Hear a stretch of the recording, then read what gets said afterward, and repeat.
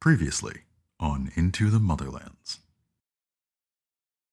Back to the Motherlands, presented by Dicey Amazons, a quick recap show discussing the development and events of Into the Motherlands campaign, featuring Tanya DePass, Christina Ariel, Michael Sinclair II, DJ Knight, Abria Iyengar, and storyteller Eugenio Vargas. I'm Candy, executive producer of the Dicey Amazons, and one of your hosts.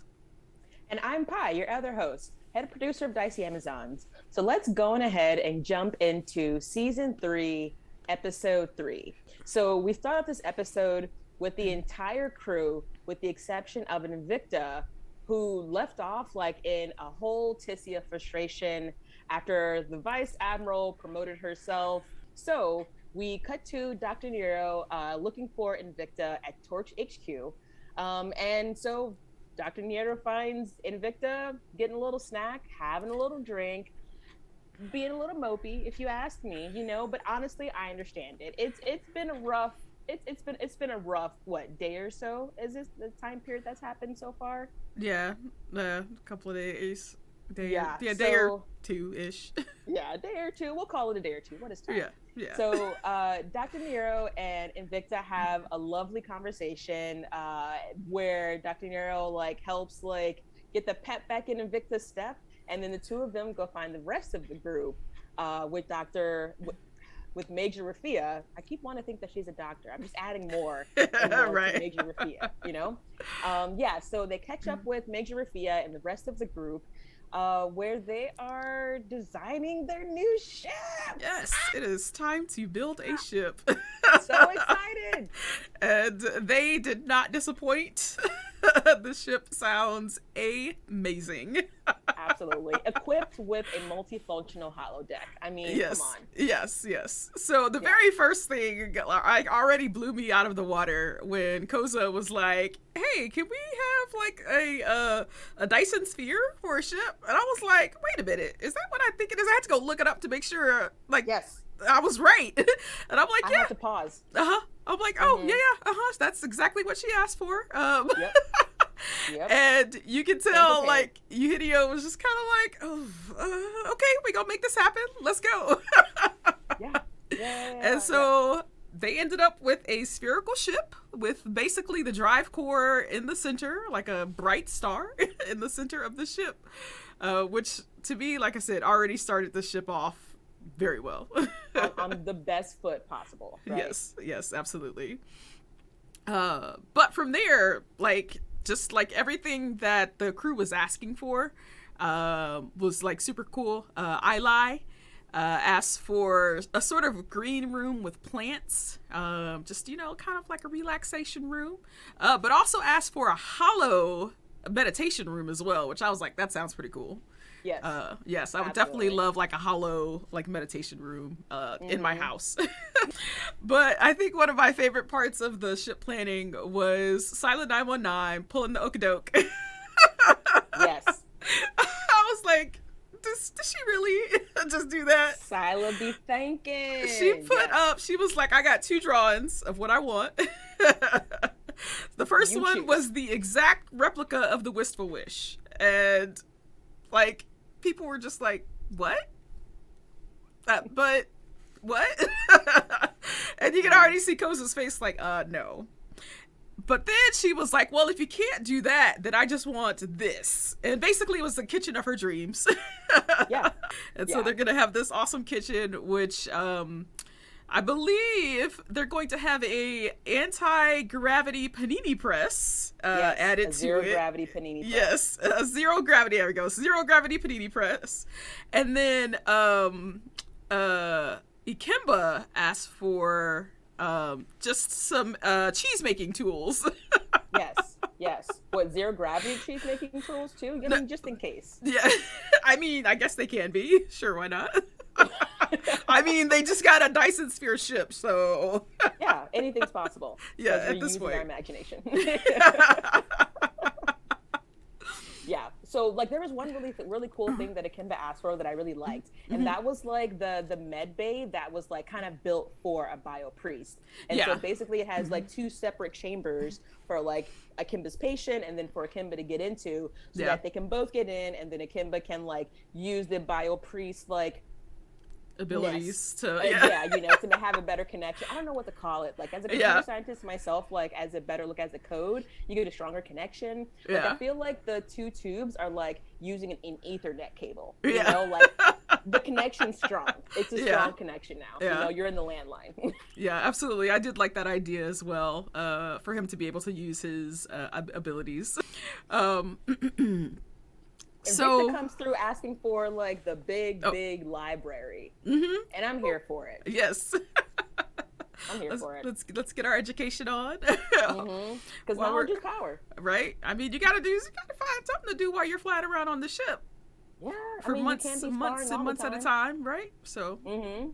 Yeah, and I was down with that. And then Dr. Niero came up with the idea of putting the library as well as the workshops that she asked for, like around the Bright Drive core, which is pretty cool. Yeah. Who doesn't like a little bit of like natural lighting? Yeah, you know? Natural. We're calling it natural. Yeah, bit, sure. You know. Yeah.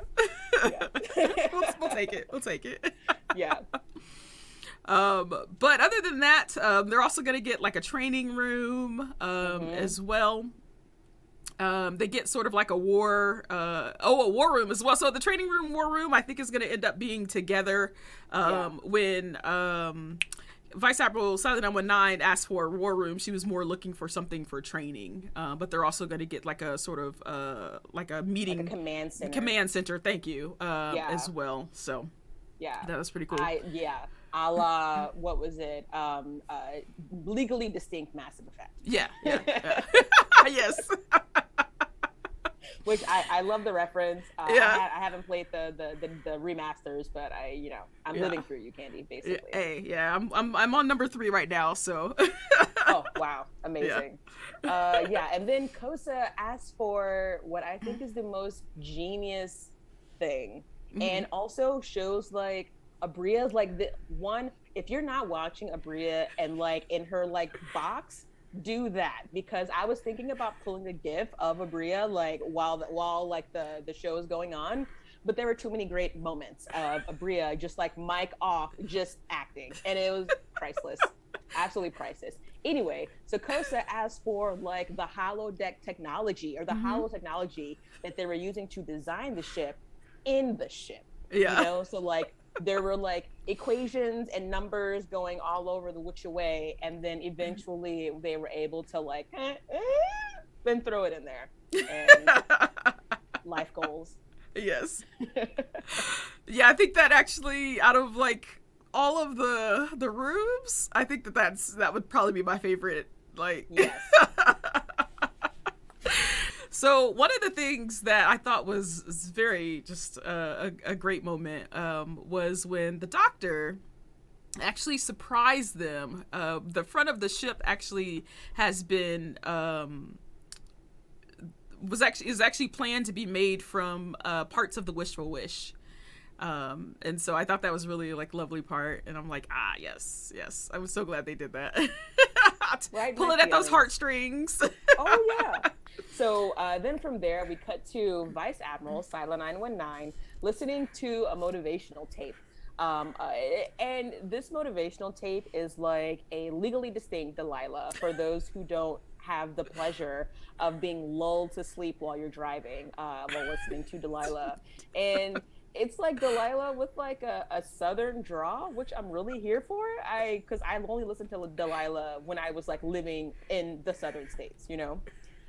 So Sila is like living her best life and like getting her like self affirmations and getting prepared for the day. And then she heads off to go find Koseh, where the two of them have like this really like emotional conversation where you see like Vice Admiral Silent 919 takes the last couple of interactions that she's had like with the crew members and the major and all of her promotions, and she begins to have a little bit of self-doubt. And I don't know about you, Candy, or anyone watching, but that's me every day. Absolutely. Like this is something very new for Silent 919 because like the emotion upgrade she hasn't had it for very long, right? Yeah. And so before this upgrade, she probably never like questioned her leadership skills or any of her skills, really. But now that you see that you are, like, how you are affecting other people, and with this emotion upgrade, now, like, she's really starting to really get into the nitty gritty of this upgrade and, like, really seeing what it can do for her. Koseh does actually offer to help to go with Silent 919 for the apology, but like, Silent 919 realizes this is something that she has to do on her own.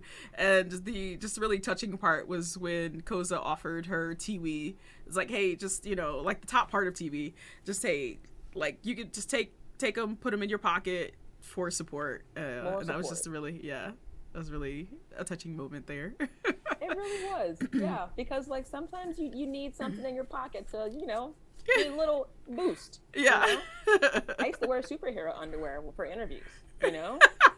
Nice. It helps. It helps. It's kind of like those power poses. Like, it's yep. Yeah, I got absolutely. you. I got you. And then we get to my favorite part of the entire episode, which is like, so remember in season 1, I was like, if these two fight, like, who's gonna win? And now we actually get to see it happen. I mean, it's sparring and it's all friendly, you know, but Ikemba and Invicta are having a friendly spar. A training spar, if you will. And Invicta said that she wanted to focus on defense.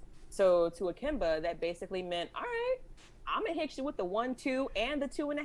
You know, like the little part that you weren't expecting, I'm gonna hit you with that one. So some blows were exchanged. Ikemba was changing up the combos, caught Invicta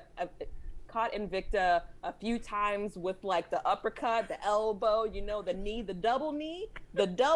Watch out for that one, because apparently Ikemba knows what he's doing. And then it kind of ends in, like, this beautiful, like, choreography of the two of them fighting.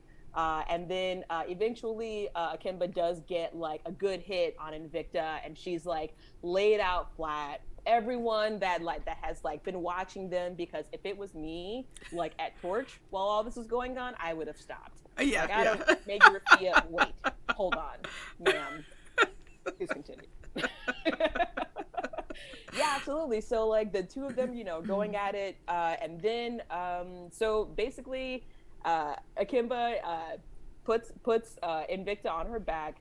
Everyone, you know, cheers.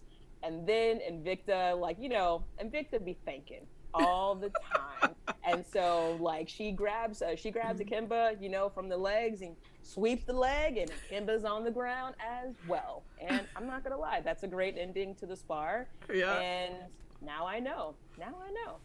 So a few days later, they get a message that the ship is, like, ready to go. The last bolt is in there, and they are ready to take off. So the crew with Megs and Rafia all meet up and go, like, take a look at this amazing feat of technology. And then Koseh, being Koseh fashion, is like, can I destroy it? And then proceeds to take out a plasma cutter and tries to destroy the strip, you know, to test it. You gotta kick the tires. For Koseh, kicking the tires means a plasma cutter. Yeah, and Dr. Dietto, following close behind, almost had a heart attack. With Koseh. Acting that out was just me. That was me. Breathing and, like, being, I am out of shape, but can you please stop?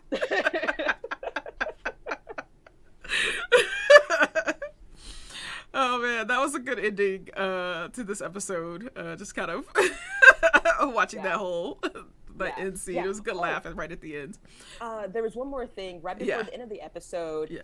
Major Rafia hands the data chips to everyone on the ship, and basically says, once the 5 of you all decide on the ship name and put it into the data chip, the data chip will then ipso facto, moreover therefore, and you'll have the ship's name on the ship, on the front of the spherical ship. And I once again, I see it all playing out in my mind, and it's amazing, and the cast and crew are just doing wonders. Yeah. Thanks everyone for tuning in to Back to the Motherlands. Stay tuned for episode 4 coming up right after this, and every Wednesday on twitch.tv/CypherUpTier at 4 p.m. Pacific time and 6 p.m. Central time. And if you want to check out more content from the Dicey Amazons, you can check us out at twitch.tv/DiceyAmazons. Thank you, and y'all enjoy the next episode. Bye. Bye.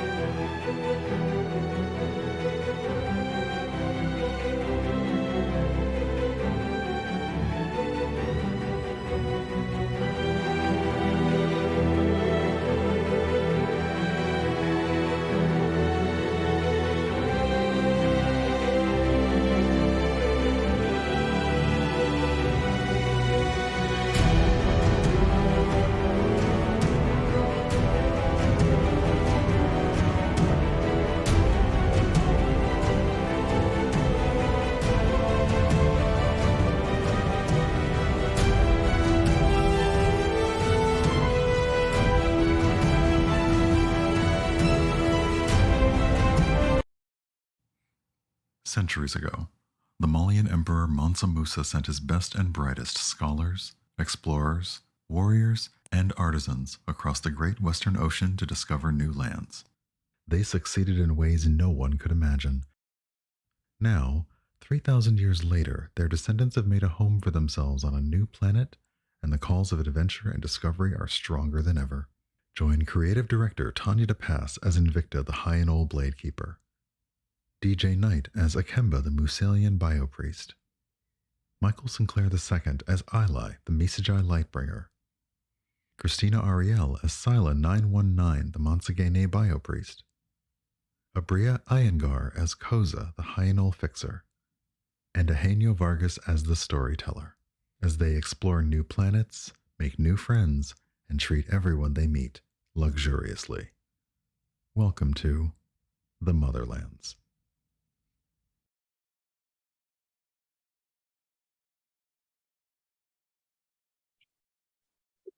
Good evening, everybody, and welcome back to the Motherlands. My name is Eugenio. You might know me as DM Jazzy Hands, and I'm here to be your storyteller this evening for episode 4 of season 3 of Into the Motherlands. I almost said Back to the Motherlands. Y'all, we are not ready to have a sequel. We're barely done doing the first part. Welcome in. I'm very happy that you all are here. Obviously, it has been a day. Let's all share that together. Before I keep talking about I don't even know what, can we have everybody else that is with us this evening introduce yourselves, let everybody know who you are and who you will be playing this evening. You know we love some chaos, so go. Oh, hi. I'm DJ. I was late. Oh my God, everybody talked at once this week. It's amazing. We're did so it. bad at this, but in different ways all the time, and I love said nothing. So you want to intro yourself then? No. Okay. Too late. You already started. Hello, I am Abria. Playing Koseh, your high-note fixer. I'm full of spice today, so good luck, everybody. Apparently we're all just in a place today. This is true. Who's up next? DJ Knight. There we go. Oh, hi. I'm DJ Knight. I'm playing Ikemba, your Musalian biopriest. Our pronouns are he, him. You're awesome. Thanks for coming to hang out.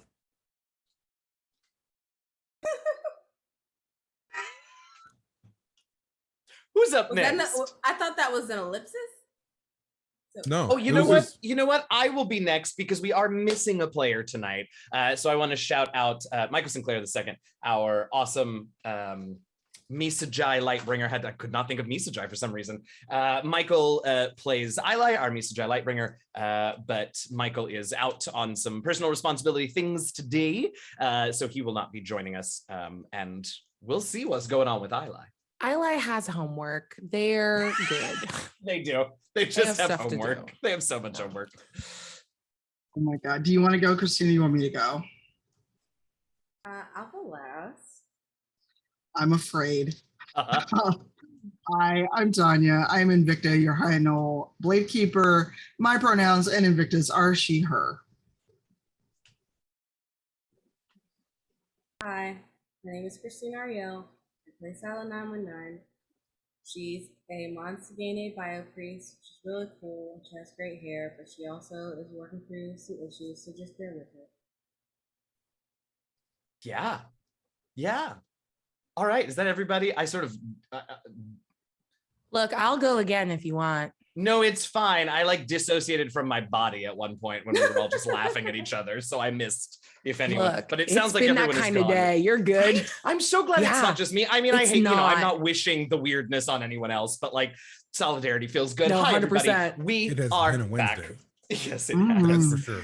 We're back. If you joined us in the pre-show, then you have already gotten a lovely recap from the folks over with Dicey Amazons. They are here every week, giving us a recap of the previous week's shenanigans and some really fantastic commentary. So if you haven't been showing up a little early, maybe start doing that to check out those recaps, because we will be doing, I will be doing very short recaps. We don't need to do it twice. So I'll be doing truncated little recaps. If you want the full story, and you missed the previous week, or if you just want to see those two folks, chat about our shenanigans, show up a little early from week to week. But in case you missed it, to let you all know, we built a ship last week. Turns out Torch, knows that the 5 of you are important and are going to be doing important work, and so they spared no expense. They let you play around with Dr. Nieto in a holo lab and put together a wild ship, y'all. It still does not have a name, but it is built. It has all kind. Do you have notes on the ship? Is that what's happening down there? Chaos. It's okay. Today's all chaos. Right? Forgot my microphone was on and I was trying to grab them discreetly. Professional streamers, y'all. Wednesday. So that we built a ship. It's got all kinds of fun stuff. It is a spaceship version of a Dyson sphere. We couldn't actually contain a whole star within our ship, but we faked it pretty well. There's a library, there's a war room, there's a legally distinct CIC galaxy map area from the legally distinct Mass Effect Normandy. There's all kinds of stuff. in this ship, and it's very exciting. I also, like, I have to point out, only now because we're all done, I love the design of the ship. I also love that not one of you asked for like upgraded weapons or like stealth technology or like fast engines. It was libraries and kitchens, and I love that about the 5 of you, and I just had to say that now that the ship is built. Excuse me. I Yes. asked for a massive fabrication like hologram. I have those weapons. That's all she's saying. Yes. Yes. All Let's right. go. Fair enough. That's what I all will true. enhance our weapons. We didn't have to ask you for it. That's true. That's a fair point. Maybe that is the plan all along. I can't wait to find out. So we built a ship. We spent a few days hanging out with each other, and then the ship was ready. You were all brought to the hangar bay to see this glorious ship on the day that it is ready for space travel. Koseh tested the hull integrity, and the good news is hull is quite integral, quite secure, it would seem. You were all given these little chips, like text input chips, and told that once the 5 of you, no rush, because you have a call sign designation for the ship, but once the 5 of you agree on a name for your new vessel, you should all input it into your individual chips, and once all 5 chips have matching input, the name will be laser etched onto the hull, and the call sign designation for your ship will be officially changed from the somewhat impersonal string of letters and numbers that it currently is to whatever you all decide to call it. Why did we build you a ship? Well, because you got to go look for clues about the mysterious machines, which is a delightfully accidental bit of alliteration that I use all the time now when I'm talking about this. Those machines that came and sampled you all and didn't crash land apparently on the beaches of Mandira, they are a problem, or a potential one, and you all have been tasked with going out, following some sort of communication signal that Torch was able to track, and see if you can learn more about them. Did I miss anything important, large, that we need to talk about before moving on with today's session? Okay. No. No. All right. So, thrilled for the new ship, and also excited to begin to learn coding, right? Didn't Ilay ask for coding lessons or something from Koseh last week? I don't super remember exactly what they wanted information about, but we're starting with how to use a computer good. Right, that's right. We are I starting. think it has something to do with communications, but we'll get Computers there. 101. Yeah, I love it. So that's what they're going to be doing. You know, they are settled up in their quarters. They checked in with you all, but you know, they sort of, on the wistful wish, they were at navigations, but feels that perhaps with this new ship, maybe at least at first, their pressing concern is going to be to learn to use computers good. Yes. So they're gonna hang out in their quarters for a little while you all get things ready and take off. And so they'll be there. That's all. The ship is ready. You all have your not destination, but your bearings. You were given bearings on which to follow the signal, and the sort of frequency, I suppose, that you can check in and hopefully continue to track that signal. And it's now sort of in your hands. Obviously, Major Rafia and the rest of Torch staff, wants this to happen as soon as possible, but also Major Rafia has a whole other team to go begin to brief and get ready for another mission that you all decided not to go on, which is also to begin looking into more information about the Hapalocks. So Major Rafia will be running 2 concurrent missions. So she has given you all her blessing and this beautiful new ship and said, have fun. Don't break it. Invicta, once she has helped her mentor off the ground. Oh, right. Because he was just laying there out of breath. Right. So Dr. Nieto ran after, saw Koseh, didn't know what Koseh was up to, but was like, I should keep an eye, and raced after Koseh, but is not in as good a shape as Koseh's backpack of spider climb.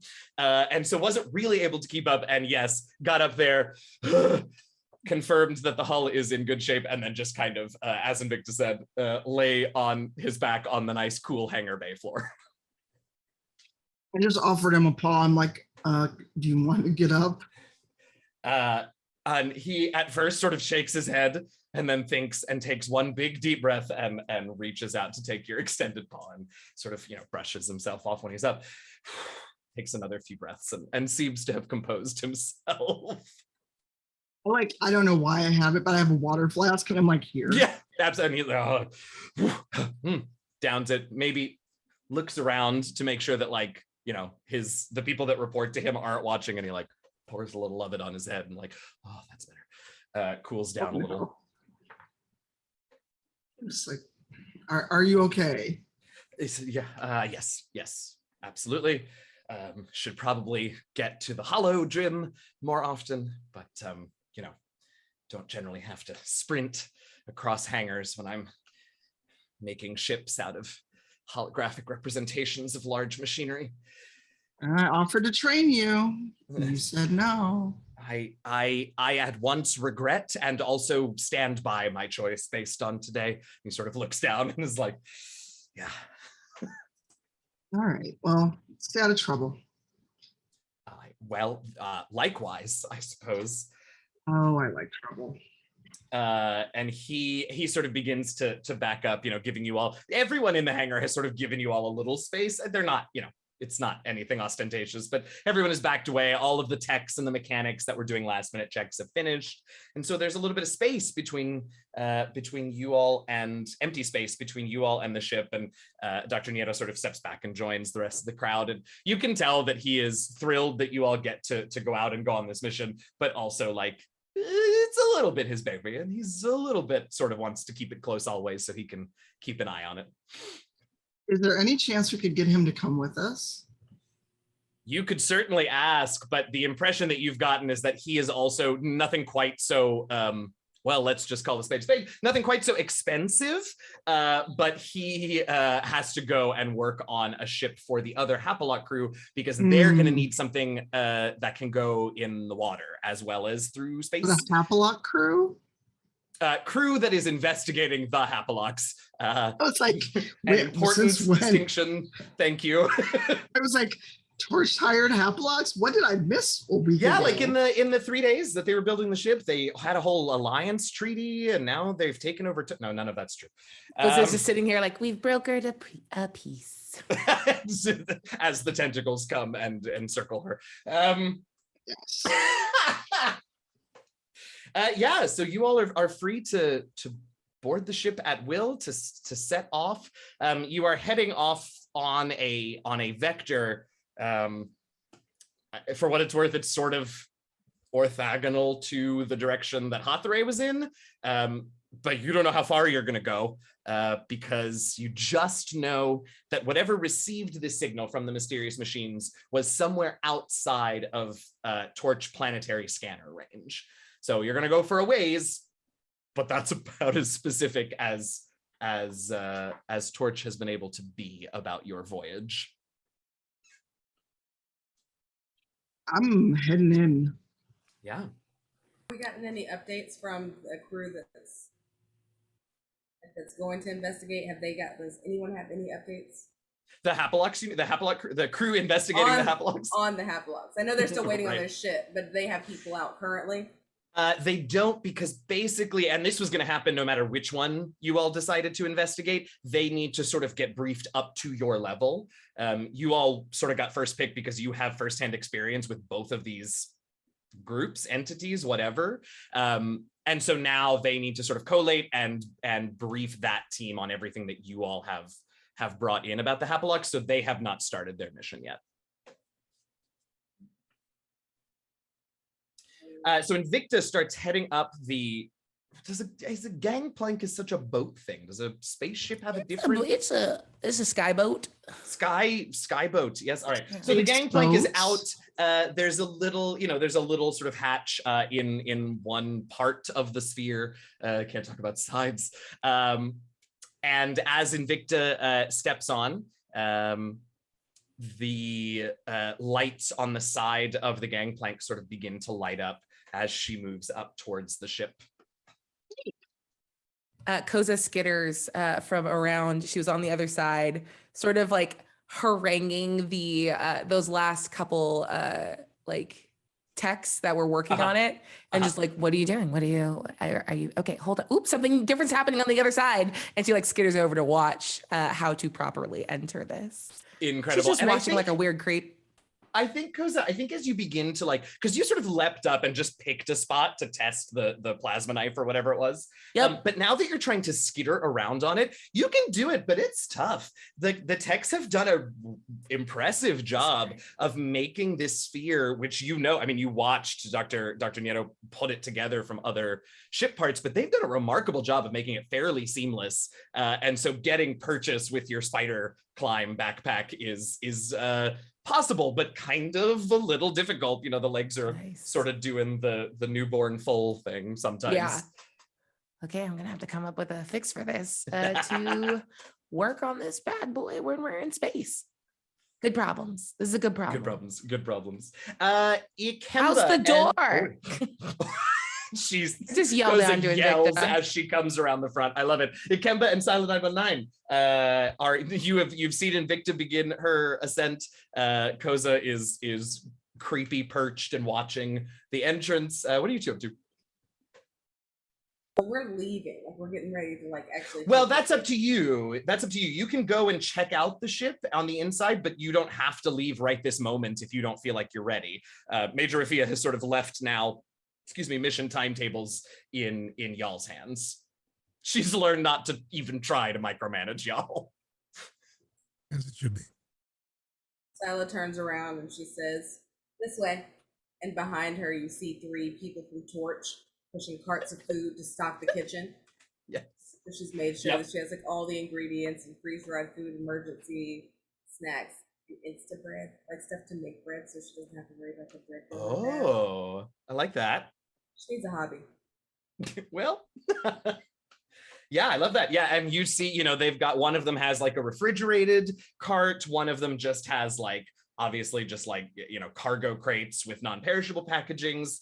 And you said there were 3 of them. So one of them just has a bunch of tanks of cooking oil and drinking water and maybe some wine. I don't know, or some whiskey. It's you all. I don't know. No, my whiskey's in my backpack. Oh yeah, you've got your personal stash. This is the general whiskey supply. Yes. So technically, since we're in space, wouldn't all macaroni be Easy Mac? Where you just throw the water, seriously, would you just have Easy Mac? I feel like that would be a thing. All space macaroni. You mean because water's gonna boil? Is that what you mean? I mean, yeah, you would want to have an instant situation set up. So I see what you mean. Yeah. Well, I don't know. You all have such a nice kitchen. I don't know what you would have requested. Yeah, we mostly have candy. Just a note that when Koseh actually does yell that of how's the door, Invicta just looks up and it's I don't know, you should actually try walking through it. It's a door. Oh, okay, I will.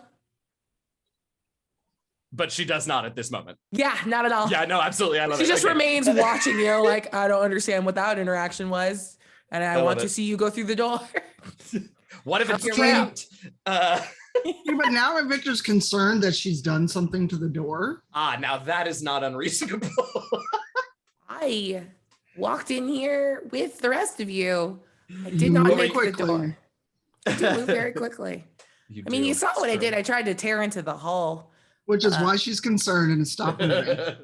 Well, for what it's worth, Silent 919 and her crew of 3 staff staff members who are bringing on supplies are also beginning their way up this ramp. So you could, send them first. Yeah. Cap, how's the door? It's a door. Look, I think you the guys three refuse to enjoy the magic of a new ship. And I get that because you're not like, this is my whole jam. You guys go out and do adventures. The ship is my thing. So I'm just trying to get a read on if we like the ship or not. And I feel like I'm getting a lot of static. It's a big round boy, and I need to know if you like the door. I haven't Well, gone through it. You said, how's the door? And when you say, how's the door, I assumed you meant the feelings of the door, and I wasn't aware that doors had feelings. Dr. Nero, does this door have feelings? Dr. Nero looks panicked and goes, no, you didn't tell me that you wanted that. Okay, just checking. All right, that's my bad use of language. Anyway, please go inside. And she just gets closer to the edge and is like watching you go in. The three supplier staff members at this point are like at the door, and they just sort of like turn around and look to you, Silent Night, and they're like, should we continue? Ikemba just like right when I'm sorry, go ahead. Nope. I was going to say, if you could please make sure that Koseh sees those, and on the bottom shelf of the third behind the little flap, you know, we work in a restaurant, they have like the little flaps that go over it when you take it for catering. Oh, yes. So like yes, I underneath do. that flap on the bottom row, they're like those Sam's Club size containers of candy, the big clear ones. Uh-huh. But they're all individually wrapped. All right, go ahead, Ikemba. That begins to go up the ramp. Go ahead, Ikemba. Ikemba just bypasses them all. It's like he's excited about the door now. He's just incredible talking about this door. I'm just going to go in. Koseh, you hear as you're sort of going on your what do we call it, speech about the door, you hear who can only be, it must be the tech that installed the door somewhere on the other side of the hangar go, yeah. Ikemba walks to the door, and you know what happens? He finds himself on the inside of the spaceship. The other three I turn and scream back, it's a good door. Thanks. From across the hangar. But yeah, the three staff members push the supplies up in behind.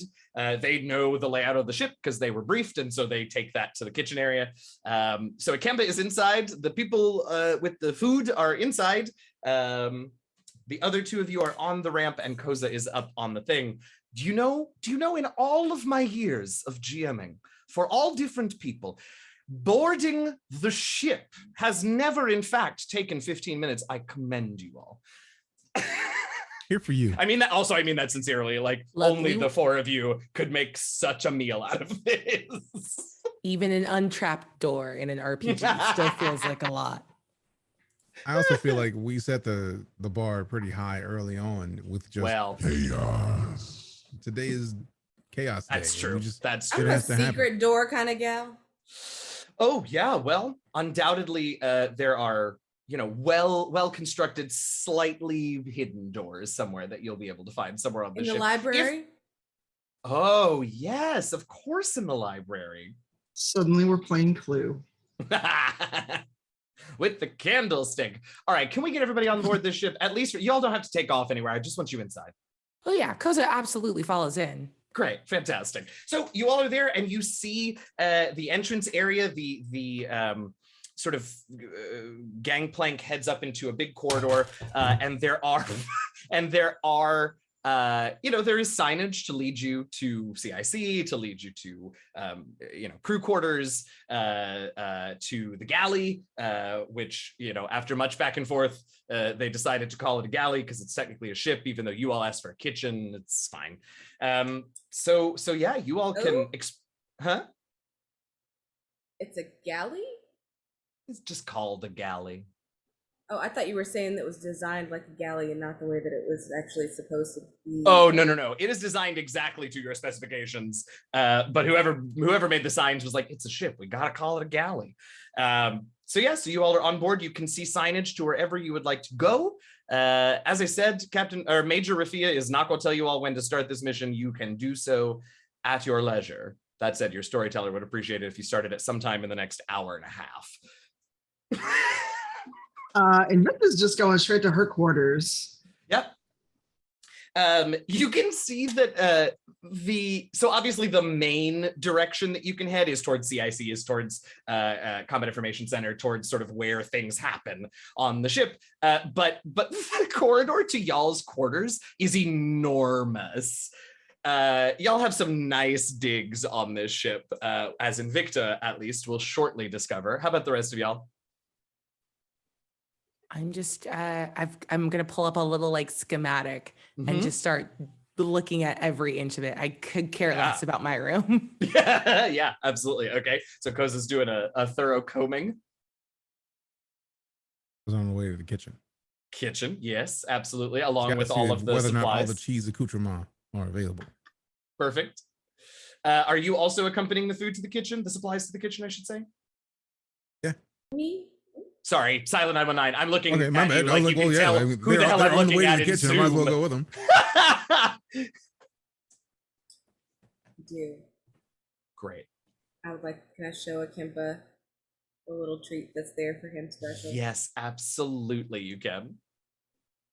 And I reach under and I pull out the legally distinct handy snacks. And on one side it's the pretzels, and the other side it's a little bit of cheese dip, so that he can carry it around and have portable dips and cheese.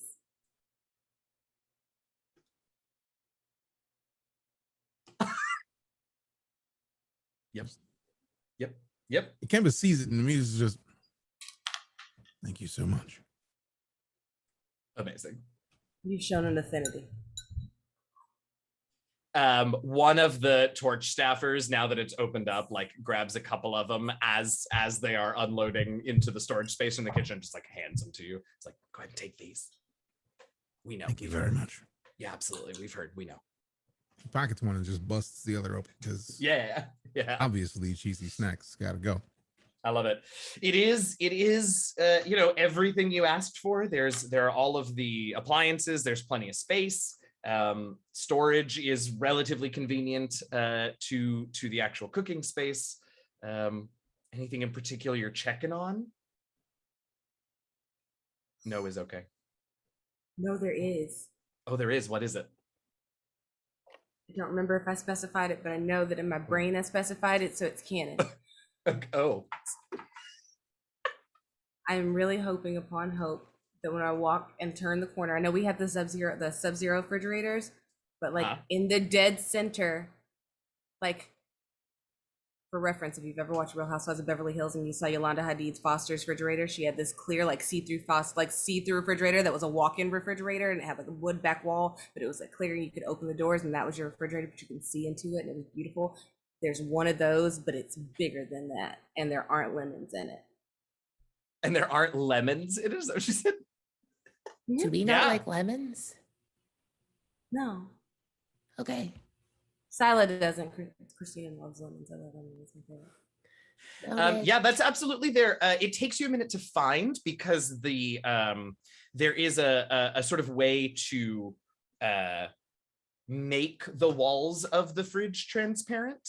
They are currently opaque, so that light from the galley doesn't like warm up the food that is being kept at a very specific temperature, whatever. But at any point you can sort of push a button, flip a switch, whatever, and the sides become transparent, so you can see what's inside, and so you have this beautiful thing there. Absolutely. If I had to take away this wood. Yes. We will follow Invicta as she heads down the corridors towards crew quarters, and you find yours. They're well labeled, and it immediately responds to your ID chit. And welcome, Invicta. As you, do I want the ship to speak? No, I don't think I do quite yet. Oh no, let it talk. Oh damn it! All right, Yeah, hang I mean, on. Set yourself up for that one. I know. I mean, it could be a voice once she gets inside, or it could also be like when you're making a character, choose your voice. Yeah. Oh, I love that. All right. So right now, I think hold on. Give me 1 second. All right, so the default voice that we're going to start, that you hear upon entering your quarters, simply says, "Welcome, Invicta." Computer, change voice. I'll try not to take that personally. Oh, here are your options. It's an opinionated VI, apparently.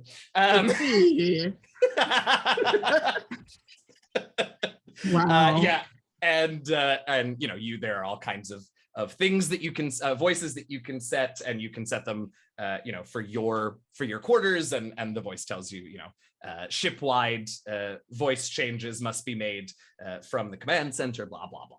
No, just in here, just a little softer, please. Of course, we want you to be as comfortable as possible here in your new quarters. Will this do? Yes, thank you. Excellent. Please have a look around and let us know if there's anything we can do for you. What do I call you?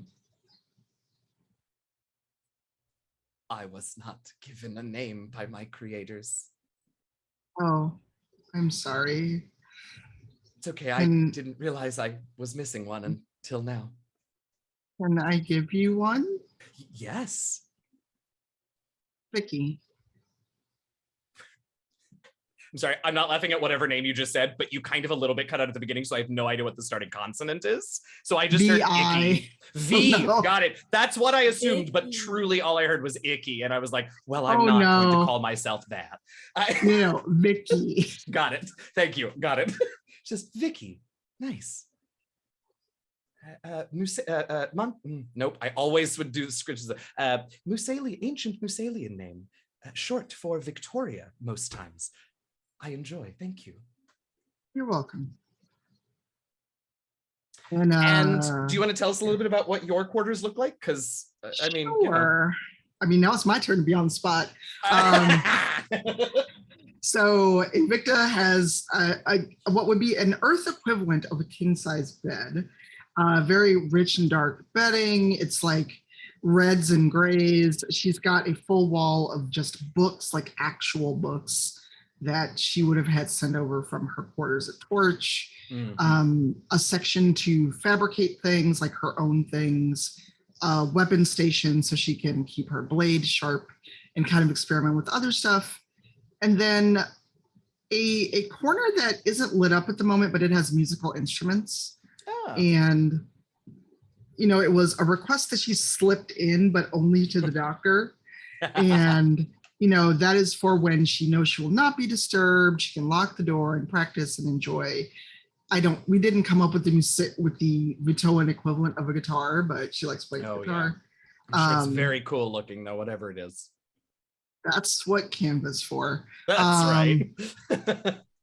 And, you know, and there's a rack for arms, armor, her sword, and the most fancy computer that she could ask for.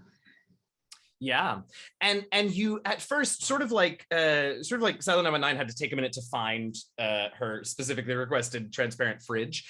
There are things missing at first as you're looking around, and then you realize that actually it's all sort of cleverly like Murphy bedded away, right? Like each little station has enough room to be expanded, but all of them can't be expanded at the same time. Like you all have nice sized cabins, but it is still a spaceship. But all it takes is, you know, a request to Vicky, and the different stations will deploy.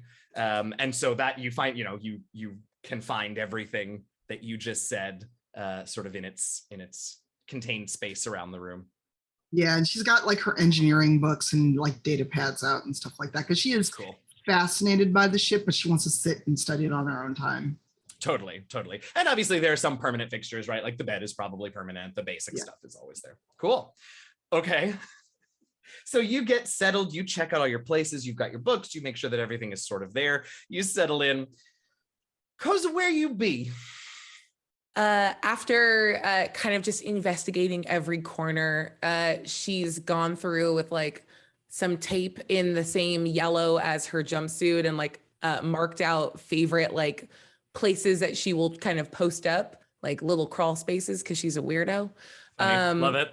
Yeah. And then after that, I think she heads into that main fabrication room and the is big just one. Yeah, and is just sort of marveling at like the power draw to even like have any of this work. And I think has kind of gone from like, this equipment is incredible. I love brand new things. I can't wait to dirty them up by using them. And then it's just sort of probably, she's found like a good viewpoint for that core and is just kind of staring at it. Yeah, and you watch, I think, maybe you're near to this fabrication room. So you power up the fabrication room and you can see, you actually can watch from, in the core, power being routed to this room. And you can sort of, not in any sort of exact, exact way, but you can see that the power that is required for this room to be fully functional means that other currently empty and non-essential areas of the ship, but still other areas of the ship are powering down. Maybe the lights in the library are sort of dimmed to minimal, and those two are in the kitchen, so the kitchen's going to be fine. But some of the green spaces, the light that really sort of makes them sparkle sort of gets dimmed and things like that. And so, yeah, exactly what you said. As you're watching this core, you can see the lifeblood of this ship getting sort of sent where it is needed.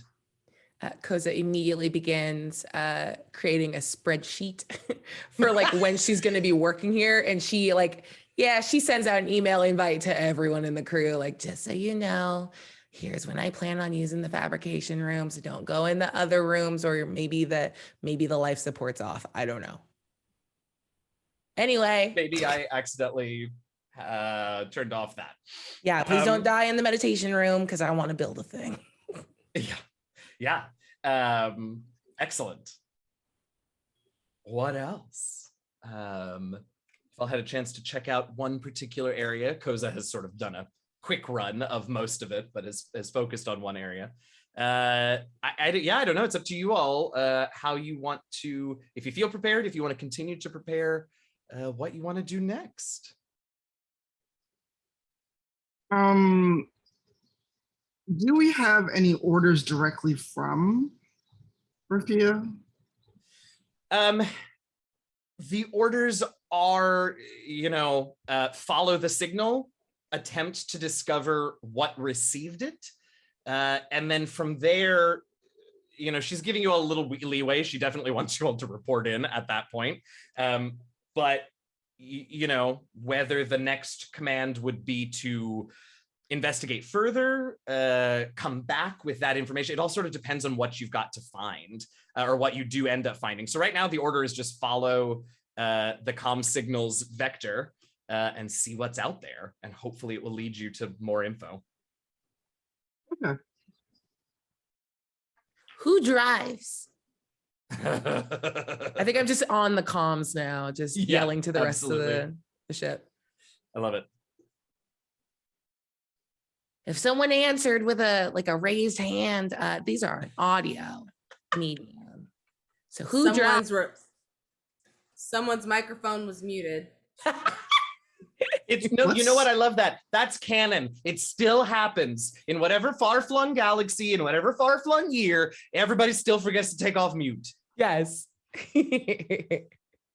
Not a commonplace thing. I'm not a remote control. I don't know what to do. Life is hard in these streets. Just press the button. I don't know. It's bright red. How do I miss it? I don't know. And yet we all do.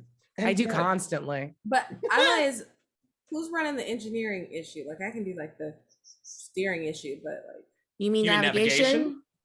Yeah, that's You're different. I don't look at maps. I just make sure the ship goes in the direction you guys want to go in. So there is, you all have a bearing for the signal. And since you are just sort of following that until something happens, in terms of like guidance and route planning navigation, that's easy enough to like, input into, give the ship's computer and the ship can plot a straight line course. That's easy enough. Yes.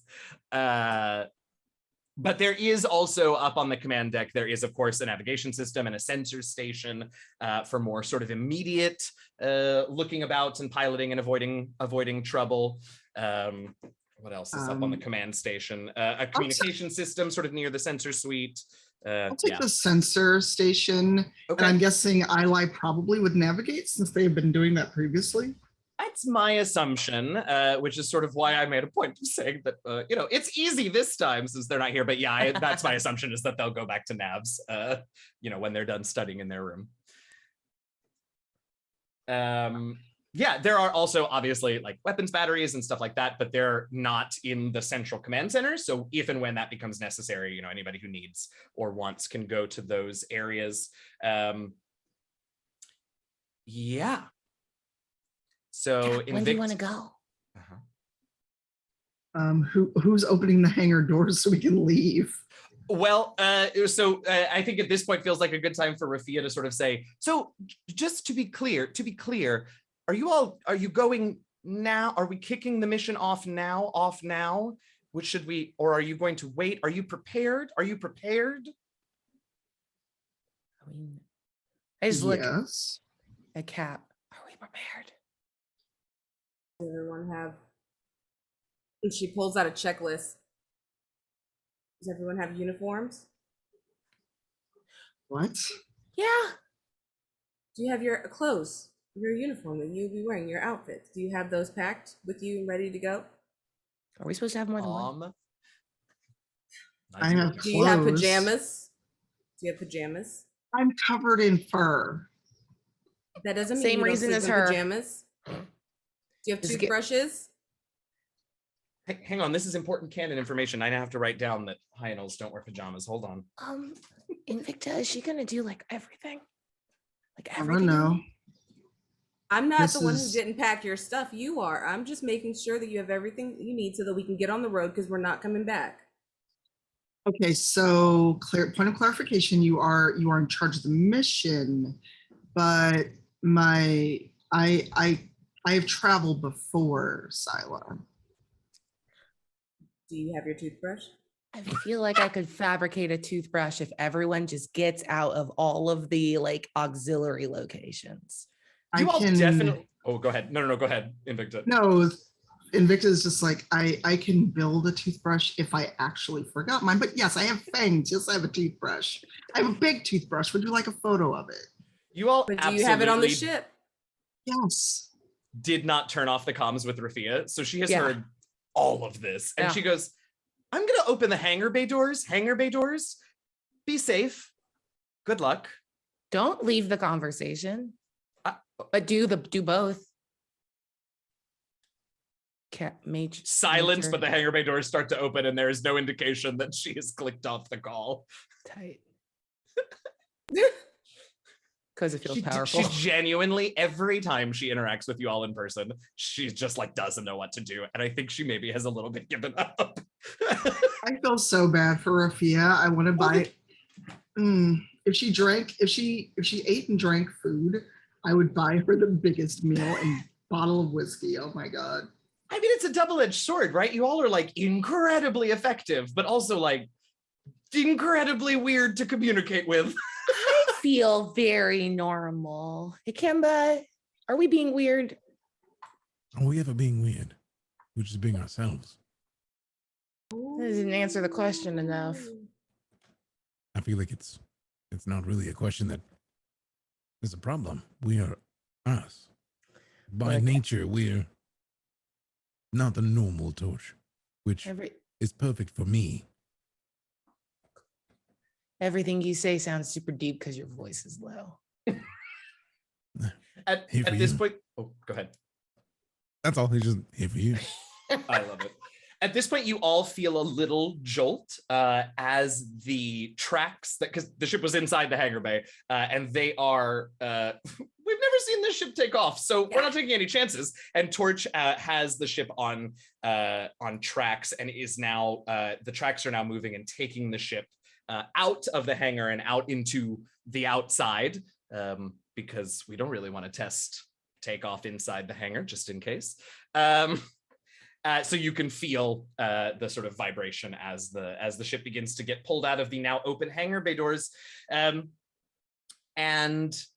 after a few moments, Rafia says, "Standing by for takeoff. You are cleared." Let's go on an adventure. Everyone ready? Born ready. Always ready. Right. Great. And like, then he takes a And- bite of the pretzel with cheese on it. Yes, yes, the perfect image as the ship begins to start up, and you, if you have, monitor sensors on for sound outside, as soon as the engines, the propulsion engines start to spin up, you hear cheers from the engineers, and excitement, both that they did a thing and also that it didn't explode. And the ship begins to rotate, and you all feel it just for an instant as this enormous sphere begins to sort of spin. But after a moment, you hear the default ship's voice come on the all-call system and say, "Interior gravitic stabilizers engaged."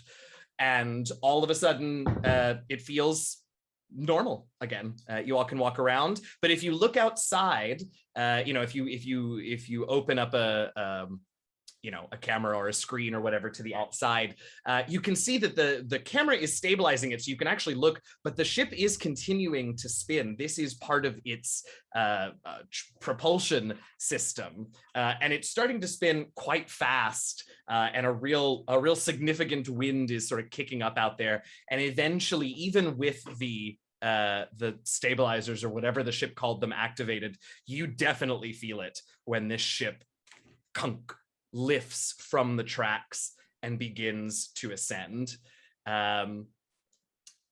And very quickly, this spinning orb of a ship that you all have created spins its way up through the outer reaches of the atmosphere, and you all are greeted by the beautiful, terrifying, whatever, expanse of stars and void.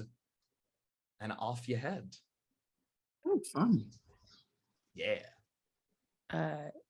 Koseh is just staring at all the array, of just watching this thing come online, and probably looks the closest she's ever looked to full sobbing. She's so happy and excited. And we didn't blow up, and that's great. Always great, right? Sensors and panels and all sorts of readouts begin to light up there on the command deck. You see that all around you, the command deck, like the rest of the ship, is circular. And so all around you can see indicators light up that indicate structures near and far.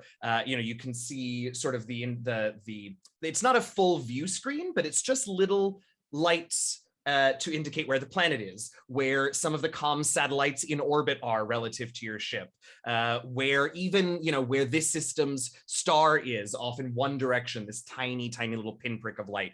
You really are getting sort of a full view of space around you. And as you all head out, I don't know, you can tap into this comm signal that you're following, but right now it's just a direction vector. Is there anything that you all are doing right at the kickoff of this mission to, prepare for what you may find, or to better, I don't know, is there anything active that you all are doing here at the top of the mission? No is okay, because right now all I've told you is you're following a mysterious comm signal, so that's fine. I just don't want to take anything away from you all. All right. Invicta's just going over the sensors and giving that her full attention, but she's also got kind of an analysis of this signal going off to the side to see if she can tell anything about it. Yeah, I love that. So why don't you, well, let's start with you doing a once-over of the sensors. And you said you were headed to the sensor array. So you're sort of, everybody can see the indicators of space objects, but you are at this station where you're really getting the full feed of things around you, there is a visual display of the communication signal that you're following. You can sort of follow that out as far as you want to sort of see where there might be obstacles or hazards in the way, whatever it is. You also see at this sensor area, you're also getting some ship status readouts. Things like core temperature and things like that are nearby to your station, just general status of ship functions. You imagine that likely you don't need to worry too much about that unless they start flashing and screaming, so you're good. And then I'll call Ikemba because DJ Paisley dangerous. That's the one. But you also want to do a little analysis of the signal. And what are you trying to learn about it? How old it is, when it may have, I know we're going toward where it came from, but where it has was this heading to, other way around. It came from the Toa. Yeah, that's okay. Sorry, where it was going to, but how old is this? How long have they been broadcasting it? Are there signatures tied to other cultures that we've come across? Because I don't know if we established, was it tied to our squiddy friends? Was it not? Well, you're pretty sure that it wasn't for several reasons. Initially, the biggest reason was that it seems like the squiddy friends shot at the mysterious machine friends with their big gun that took out the Wistful Wish. So that was your first indication that perhaps they are not besties. But now Torch has been able to do at least a little bit of analysis, and the language markers and the signal in general is very different from anything that they've been able to analyze from the Hapalock. So it seems to not be a Hapalock signal. Okay. Yeah, so I'm just trying to analyze for any kind of age, any message, if I can tell anything about it.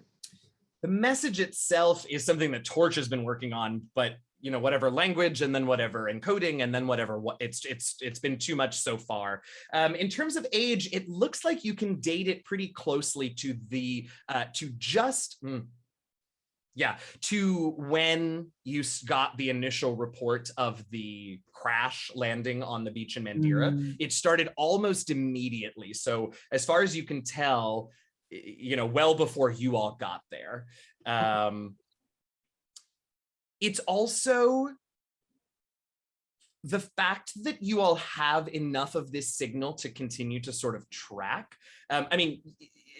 Probably means that it was meant to be sent over a large distance, right? So you already kind of know that because it's out of range of planetary sensors, but this is a beefy signal. So you can tell that it was at least meant to go for quite a ways.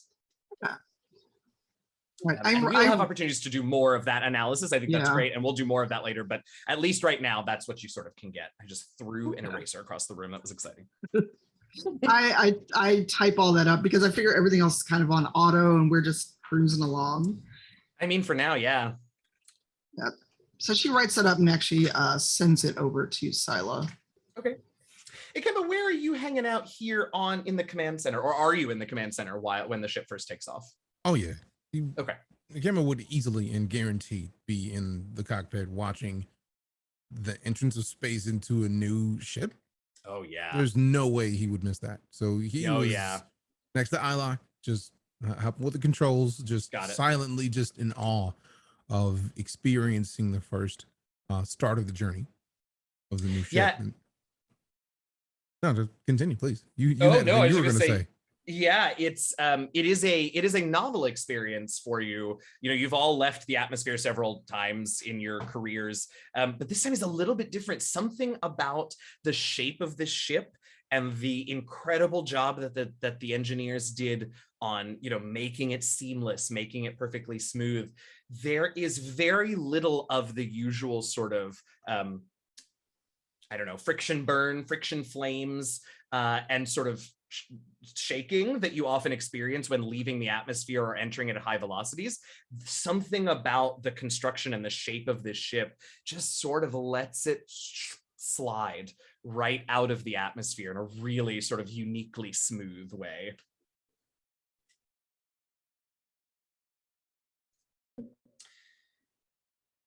Koseh, Silent 919, anything we should know?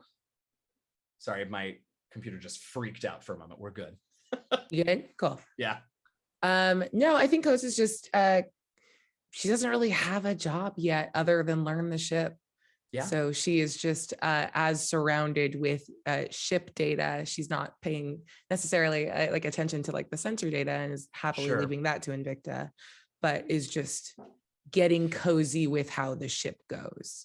And there is actually, they knew you'd be there, right? And there is actually a station in the command center that is basically like, you know, engine core monitors and all the things that you would be interested in, that you would normally have to be, you know, in engineering. You can't obviously do all of the things to, you know, you can't interface directly with the core, blah, blah, blah. But there is a station that like that information is readily available to you here in the command center. Because they knew you'd be there. So there you go. Yeah. And our commanding officer? Silo looks around and just kind of using the inside of her eyes to kind of scan and see if there's any documentation that's come up on where they need to go next. She's gotten any alerts, and she's going to call Major Rafia to check in. Okay. So Invicta can sort of can pass you over, you know, swipe over. I don't know what this whole idea of just being able to like touch interface with technology that isn't actually there is fascinating to me. So apparently that's what we're doing this season. Invicta is able to sort of pass you information about the trajectory of the signal. And so you can examine that, Silo 919, and really get a sense of at least the first part of your journey. You know, you're gonna pass by a few other planets in this system.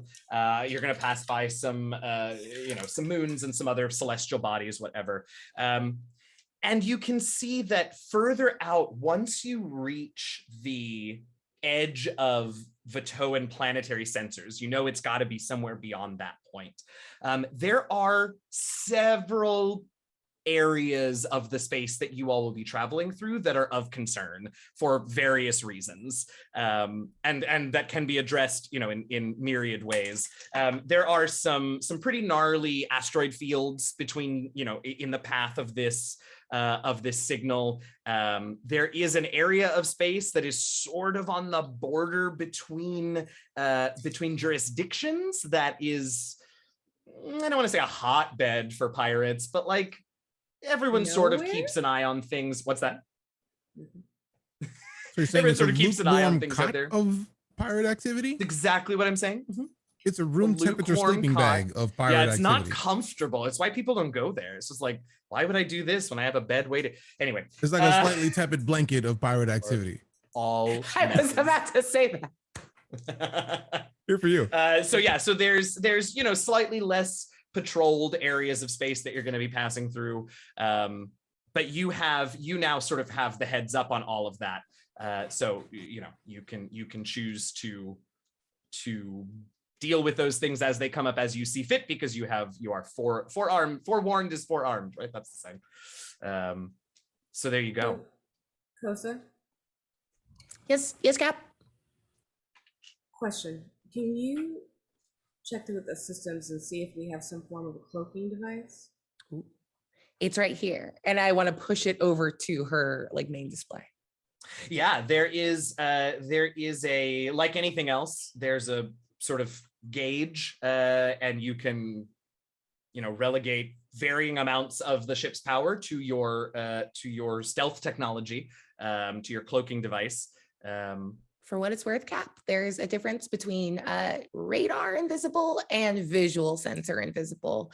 And the second one is going to take a lot of power. Correct. The one is, would that be the one where it's like a liquid that engulfs and it looks a bit like a jelly bean as it all disappears and is engulfed inside of the clear surface? Well, it kind of looks like a jelly or like a liquid, but we wouldn't use a liquid because the way this spins, it would fly off and we have to constantly get new juice. But it's kind of like I meant that. like a gelatin form, like it, you know. But I was using for the visual. Kinda. I was thinking of like it's a bit liquidy, but it's more gelatin-esque because of the state of where we are. When you get enough nanobots, what even is a liquid anymore? Am I right, Cap? I made her laugh. What a laugh. I love it. I love it. what would you like to engage any part of that? Well, as Commander? we're going into the more dangerous area, I've had experience with pirates. They're delightful, but also sketchy.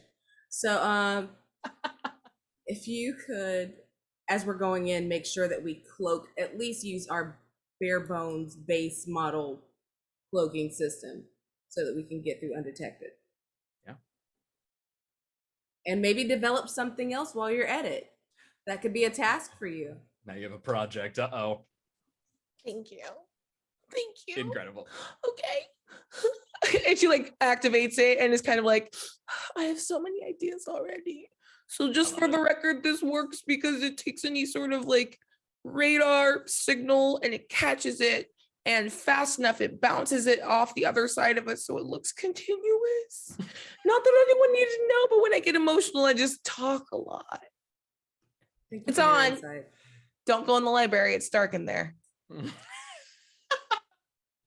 Yeah, and we see a shot of the core power redirecting from the library, and there's no one left on board. I was gonna say someone is in there reading and is Ilay. It was like, I'm gonna go do homework, and so they're sitting in the library, and they just the lights go down and they just go, oh. And that's where we're going to take our break because I lost track of time and it's 8:02. So we have taken off. We are on our way tracing this signal. I can't wait to find out what they find after the break. We're going to take about 5 minutes, take care of ourselves, get some water, do a bio, whatever we need, and you should do the same. But don't go too far because we will be back in just a few minutes. See you all very, very soon. Thanks so much. See you soon. Bye.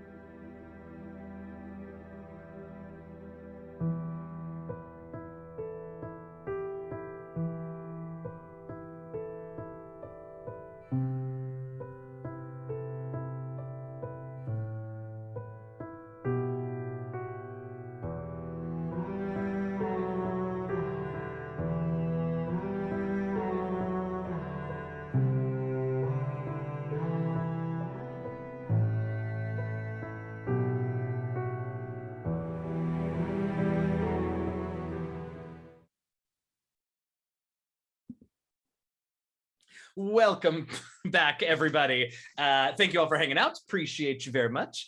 We are back. The crew has taken off in search of the receiver for this signal that was sent by the mysterious machines on Mandira. They have the crew has taken off and taken some time to explore and get to know their new ship, which is still just designated as a string of letters and numbers. But maybe by episode 10, we'll have a name for the ship. But before we get back into the story, I realized that I was remiss at the top because, as we discussed, it is a Chaos Wednesday to the max. I didn't thank the folks who make sure that we're here every week, and I feel bad about that. So I'm going to do that now very quickly. We, of course, want to thank, as usual, Die Hard Dice. They have created a beautiful set of Musalian Skies Dice for us. There is more in the works, and pretty much everything they have is pretty great. You should check out all of their product at dieharddice.com, and when you inevitably decide to buy something and you're at the checkout screen, use code MotherLands RPG to get 10% off your whole order at dieharddice.com. Next up, we want to thank Blue Microphones. They have supplied us with the equipment to make sure that we sound great for you all. We will next week, make sure that you're here next week, because next week we've got a giveaway from Blue Microphones, in addition to the other giveaway that I'll talk about in a second. So we'll be giving away some Blue product next week, so be sure to be here. In the meantime, you can check out everything they have on offer at bluemic.com. Speaking of giveaways, we want to thank the folks over at Cortex by Fandom. We will, as always, we probably already have, maybe, I don't know, I wasn't watching chat, be giving away some codes for PDF copies of the Cortex rulebook. So keep an eye on chat. Moms will let you know how to enter and what you need to do there. But in the meantime, we're very grateful to the folks over at Cortex. Our stream here is powered by Cortex. And if you want more information about them and the system, you can check them out on Twitter. You can follow Fandom at Fandom Tabletop, or if you want that specifically good Cortex news, you can follow them at Cortex RPG. And finally, we of course have to thank Twitch. Into the Motherlands premieres exclusively here on Twitch every Wednesday at 7 Eastern, 6 Central, 5 Mountain, 4 Pacific, midnight BST. And we are grateful for their support, their continued support, so that we can bring you all this 3rd season. Okay, now I have thanked all the people. Sorry I didn't do that sooner. Let's find out what's going on in space. So, you all have been traveling. We're going to do a little smash cut time jump. You all have been traveling for 2 days at this point. You reached the edge of Vitoan sensor range after the first, I don't know, 3/4 of a day, maybe. So you have been traveling and searching and hoping that this signal's endpoint will appear for about a little under a day and a half at this point. No, I don't want to ask that question yet. Let me keep talking. So as you all are progressing, continuing to check in, make sure that the signal is still there, is still heading, and it always is. You haven't gotten to an endpoint, you haven't overshot the endpoint, and suddenly the signal's gone. You're still just following it on. There have been a few minor hazards that you all have taken care of without problem. Just well, actually, why doesn't one of you tell me a bit of an obstacle that you all handled deftly during this day outside of planetary sensor range? Anybody? I'll tell you if it's something I have planned 1, 2, for 3, later it's and Koseh. you can't do it. Hold on. Am I answering or am I the problem that was overcome? Because both are that's valid. a good no, question. I meant answering. That was not an attempt. No, it's pretty funny though, because now I want the problem to have been Koseh was Here it is. all right. We were Working doing on a the great cloaking job. system. Here it is. Look, I laughed a little bit that I had to turn the lights off on Ilay. But then I was like, what if I could decide where the power gets pulled from? Remember how I made a joke about pulling from life support? Uh-huh. Like I did it a little bit on accident. So Ikemba, when the ship's VI started talking about life support power reduced to what percent, Koseh? Oh, we gotta roll for it, baby. Oh no! I got a natural 20, so let's say 20%. Ooh. That could have been so much worse. Holy bananas. All right. Oh boy. Yeah. Okay. So you, Ikemba, I mean, all of you here, but I'm curious, Ikemba, what your initial reaction or response is? Well, like Kimba was in the gym. Yep. He found out real quick because he was in the air jumping for a kick just to practice a new kick that he's trying to learn. And then just like as the knee went up and then it hit and just it was the worst time for him to not be able to breathe smoothly, but he just like kind of kept his composure. And then he immediately ran to the panels on the wall to see, because obviously there's a panel in the wall in the gym for oxygen. Oh, yeah. So he ran to the panel, slightly adjusted the oxygen inside of the gym to hopefully boost it. Did nothing. So he just kind of looked through the system to see where the issue resided. He knew where she was gasping this entire time. So he just kind of like left the studio and like hobbled his way to where she was. Was the problem solved by the time he got to the door, Koseh? I don't know, Koseh. Was it? Gotta be a no. I had that feeling. So did you have a good workout? What are you doing with the ship? How can I help? You are sweating on my equipment.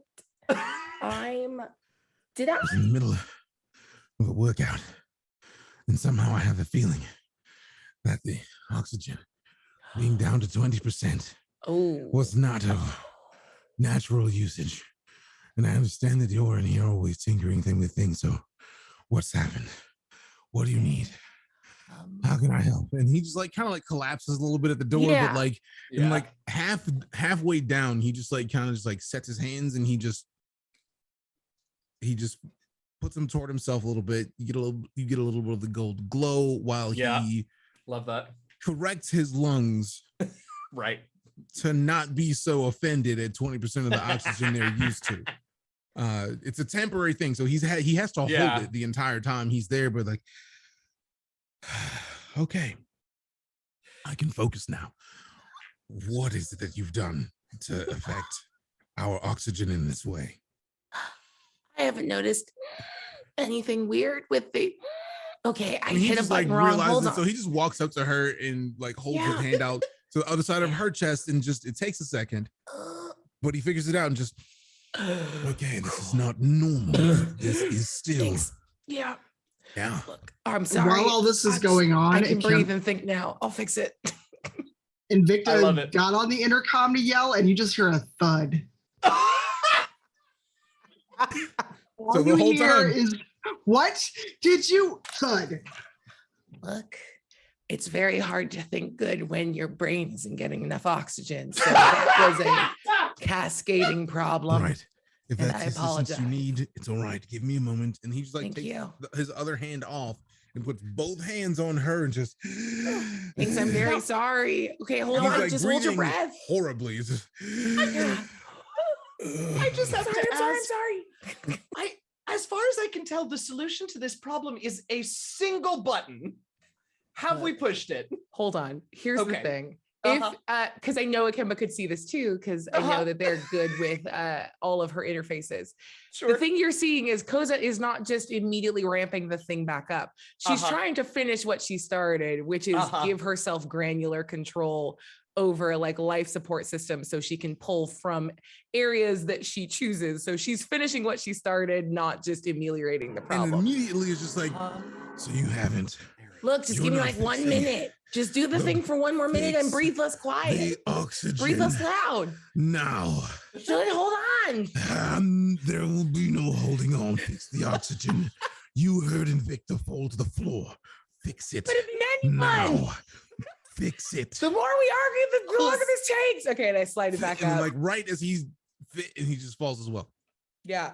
As you do that, she's just slid it back up like, fine.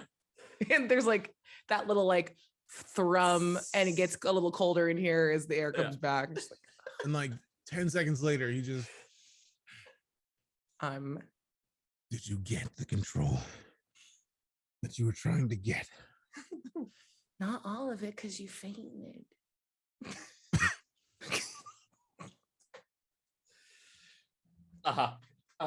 Okay, bye.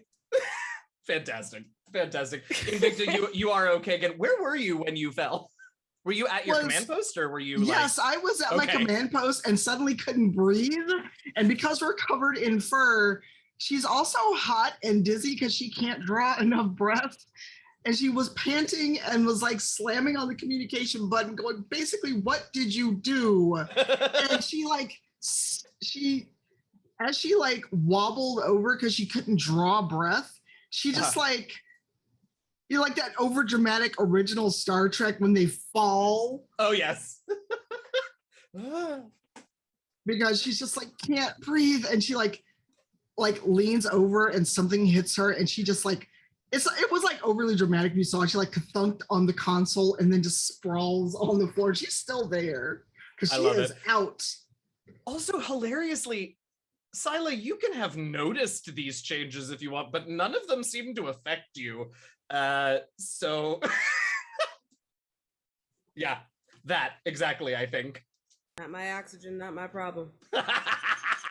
You just gotta let Invicta be on the ground in the command. Are you on the ground by me? Are you on the ground by me? Oh yeah, Aren't I think you on were the deck? I was gonna say, were you on the command deck? I was, but I had a 404 error. So I was trying to back up my system and I didn't see that, but I will get up and walk over. You come back to from your 404 and Invicta is like clawing her way back to an upright position. She's out. She's out because she's just out. She like thunked hard on the console before she got to the ground. Oh no. And Sila's gonna press a couple of buttons and pull like an oxygen mask is gonna come out. There you go. There you go. Kim was on the way as well because he heard her over the intercom. Yeah. And he's on the way, like just to see if she needs any sort of assistance. Sure. He just could not form words for Koseh after like not all of it. He was finished. He was like, nope. There's not enough cheese for me to not rage right now. So I need to walk away. So he's just like left to help Invicta. And then once everybody's good. I love it. Yeah, and she's she's got a nice bump, but she's okay. Vicky has some cold compresses ready in her quarters when she heads back, and you can check her out for concussion or whatever. But she just she whacked herself good, but she gonna be all right. So Invicta, once she does open her eyes and sees Ikemba, let's just confirm if it was who I think it was. Could it be anyone else, really? I tried to give her the benefit of the doubt. Love it. I don't feel there's worry needed about the benefit of the doubt, if anything, but what if we had... To give her credit, she did attempt to finish what she was trying to do, which is... But those of us... The breathing is kind of useful, yes, I'm aware. It was definitely interesting.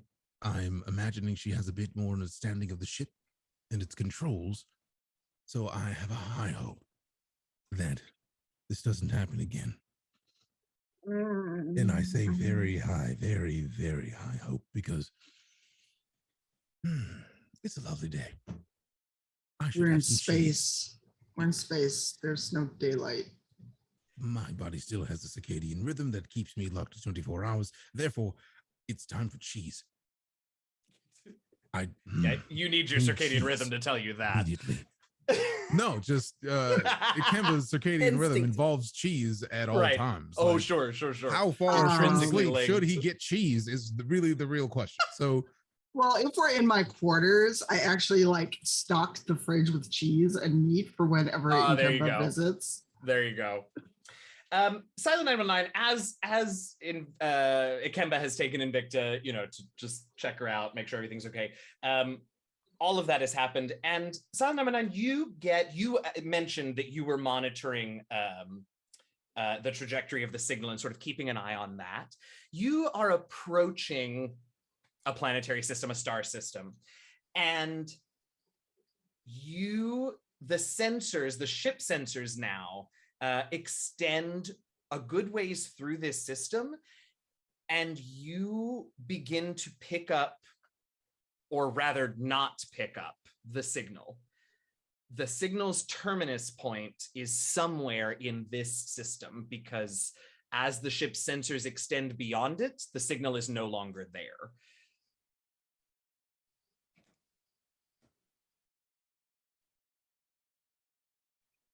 Can I pull up some navigation coordinates and just kind of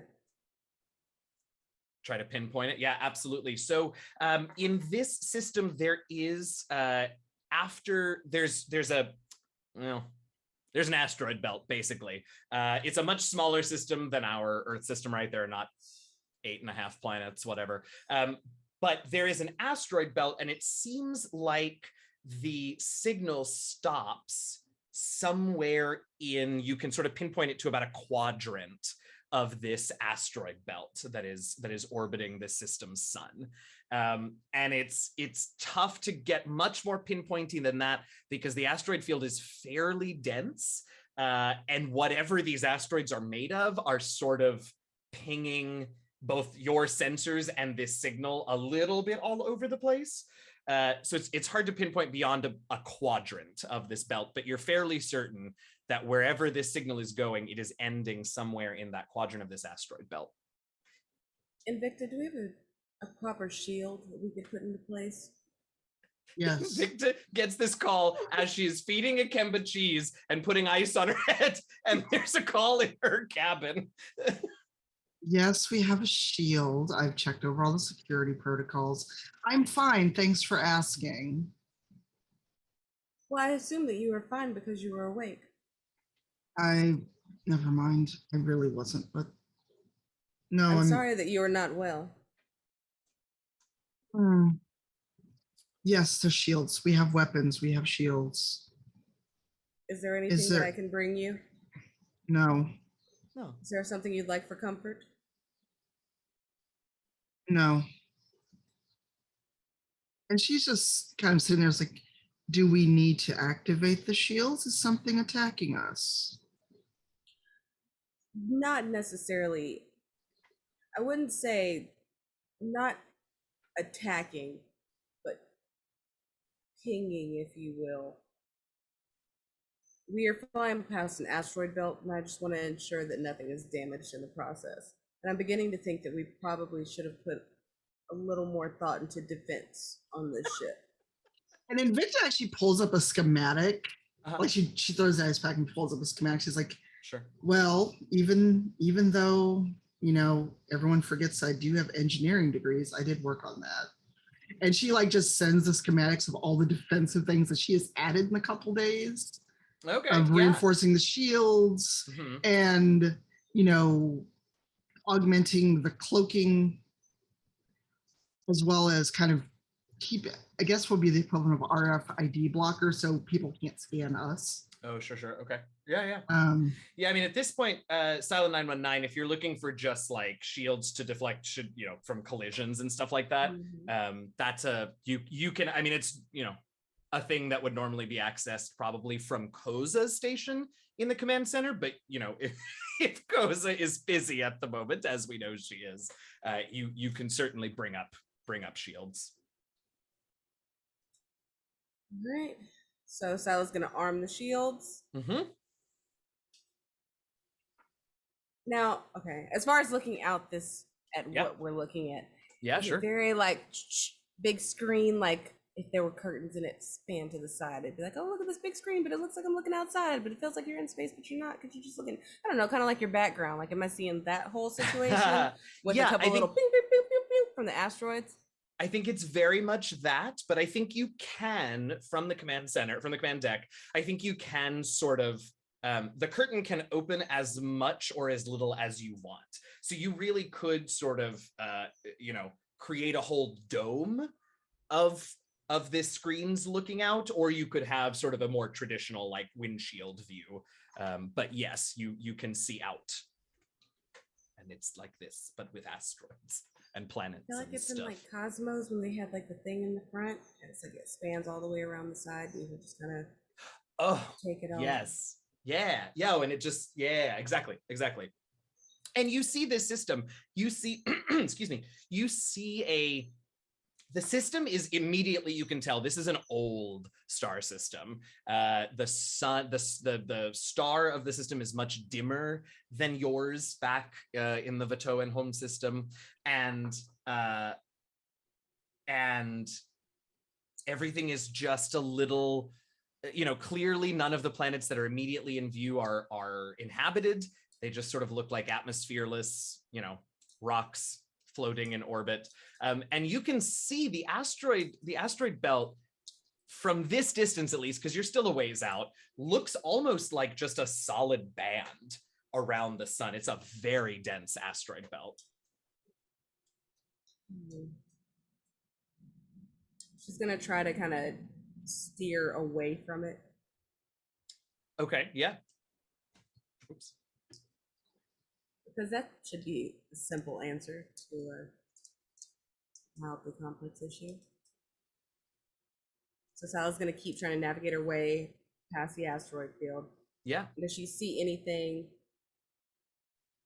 I was gonna say suspicious, but more like anything that she might want to go investigate. And when you say does she see, do you mean does she see, or does the ship do the ship sensors see? Are you like, are we radar looking or looking with our eyes? Well, I'm trying to figure out if it's something where it would be a thing that like the ship is feeling and so we are feeling it, or if it's something like she sees maybe something coming directly at them, because that's some shit you would do, or like flying past. Not wrong.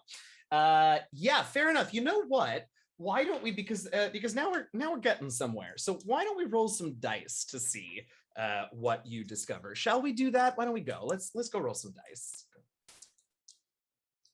He did it. He did the wormhole. He did it. Took a little work and I made a weird face, but I got there. Okay, so all right. So Silent 919, you are something is here, right? Something is going on here. The sensors, the communication signal that you're following either ends here, is disrupted here, or something. So you're trying to sense what that is. Build you a pool. And I'm going to roll up your difficulty while you do that. All right, so we're looking at a 6 is what you need, because there are things to be found that I guess don't want to be found. Sort of a weird way to put that, but so I guess for that we can go with exploration. Makes sense, absolutely. And also notice. Yes, notice feels like the correct skill. So we got the value of exploration, the skill of notice. Why am I saying it like that? Because you're trying to be like the skill of notice. Way to go, Poindexter. I have glasses. Kid, you're so cute. Love you. You good. Let's see. I'm also gonna go with my greatest distinction of do it right or get out of my way. That's it. There's nobody else on the command center, so somebody's got to do it, and it's got to be. I get in my own way more than anyone else does. Okay.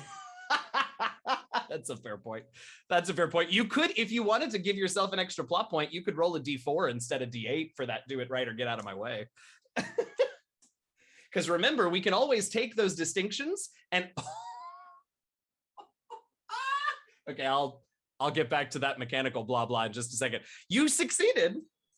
But you did succeed. You also hitched, so that's super fun. But can I like buy my like hitch or like sell my hitches? So normally you can spend a plot point to add more dice to your total. You can't do that on hitches. But don't worry, it's fine. I'm going to give you another plot point because I'm going to buy that hitch. So Sila, you look and you don't see anything with your eyes, right? Looking out. And so you start to focus and you start to just really get in there. And fortunately, you succeed. So you do see this thing that happens. Unfortunately, you don't see it until the ship is quite close to it. And I'm going to go ahead and give you a D6 of,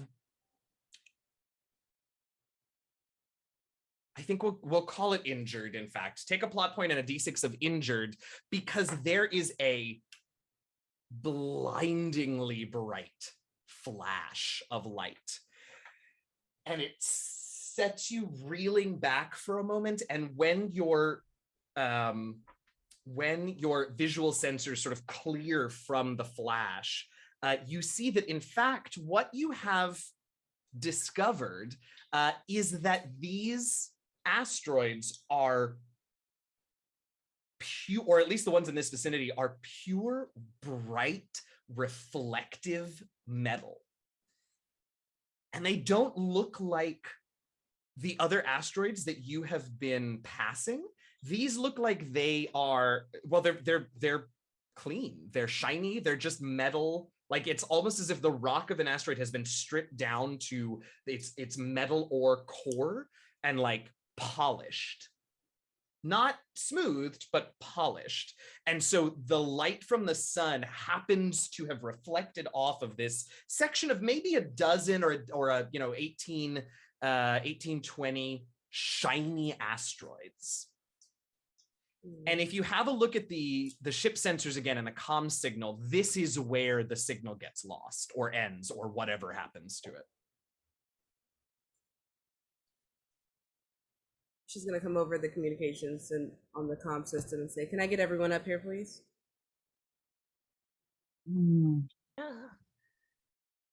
Ikemba, am I cleared? You seem fine. You're able to go.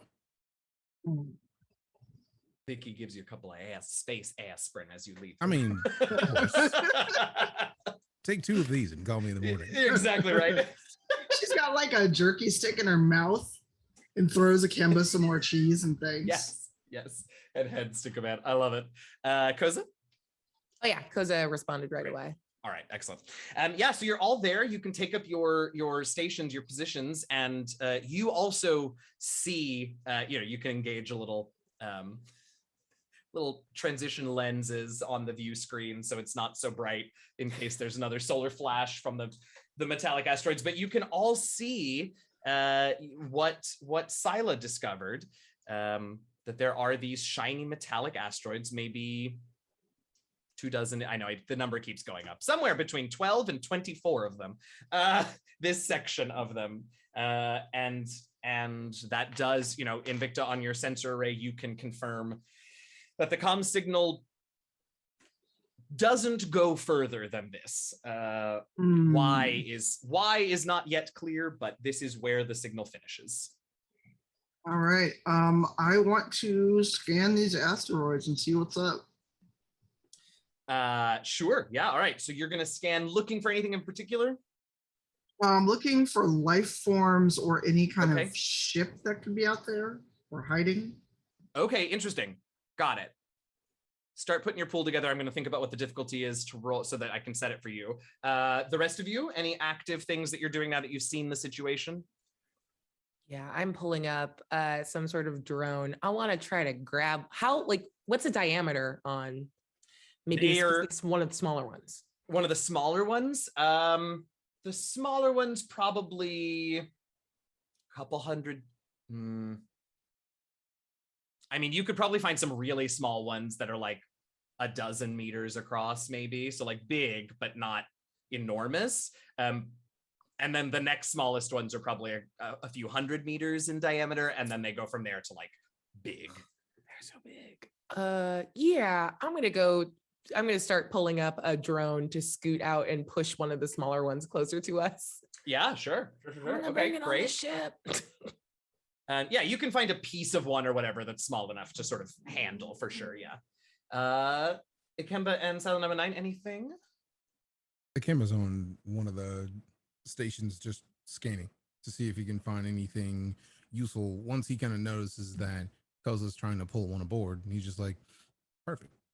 We'll see if that happens. But he's just scanning for any sort of life to see if there's anything to worry about immediately.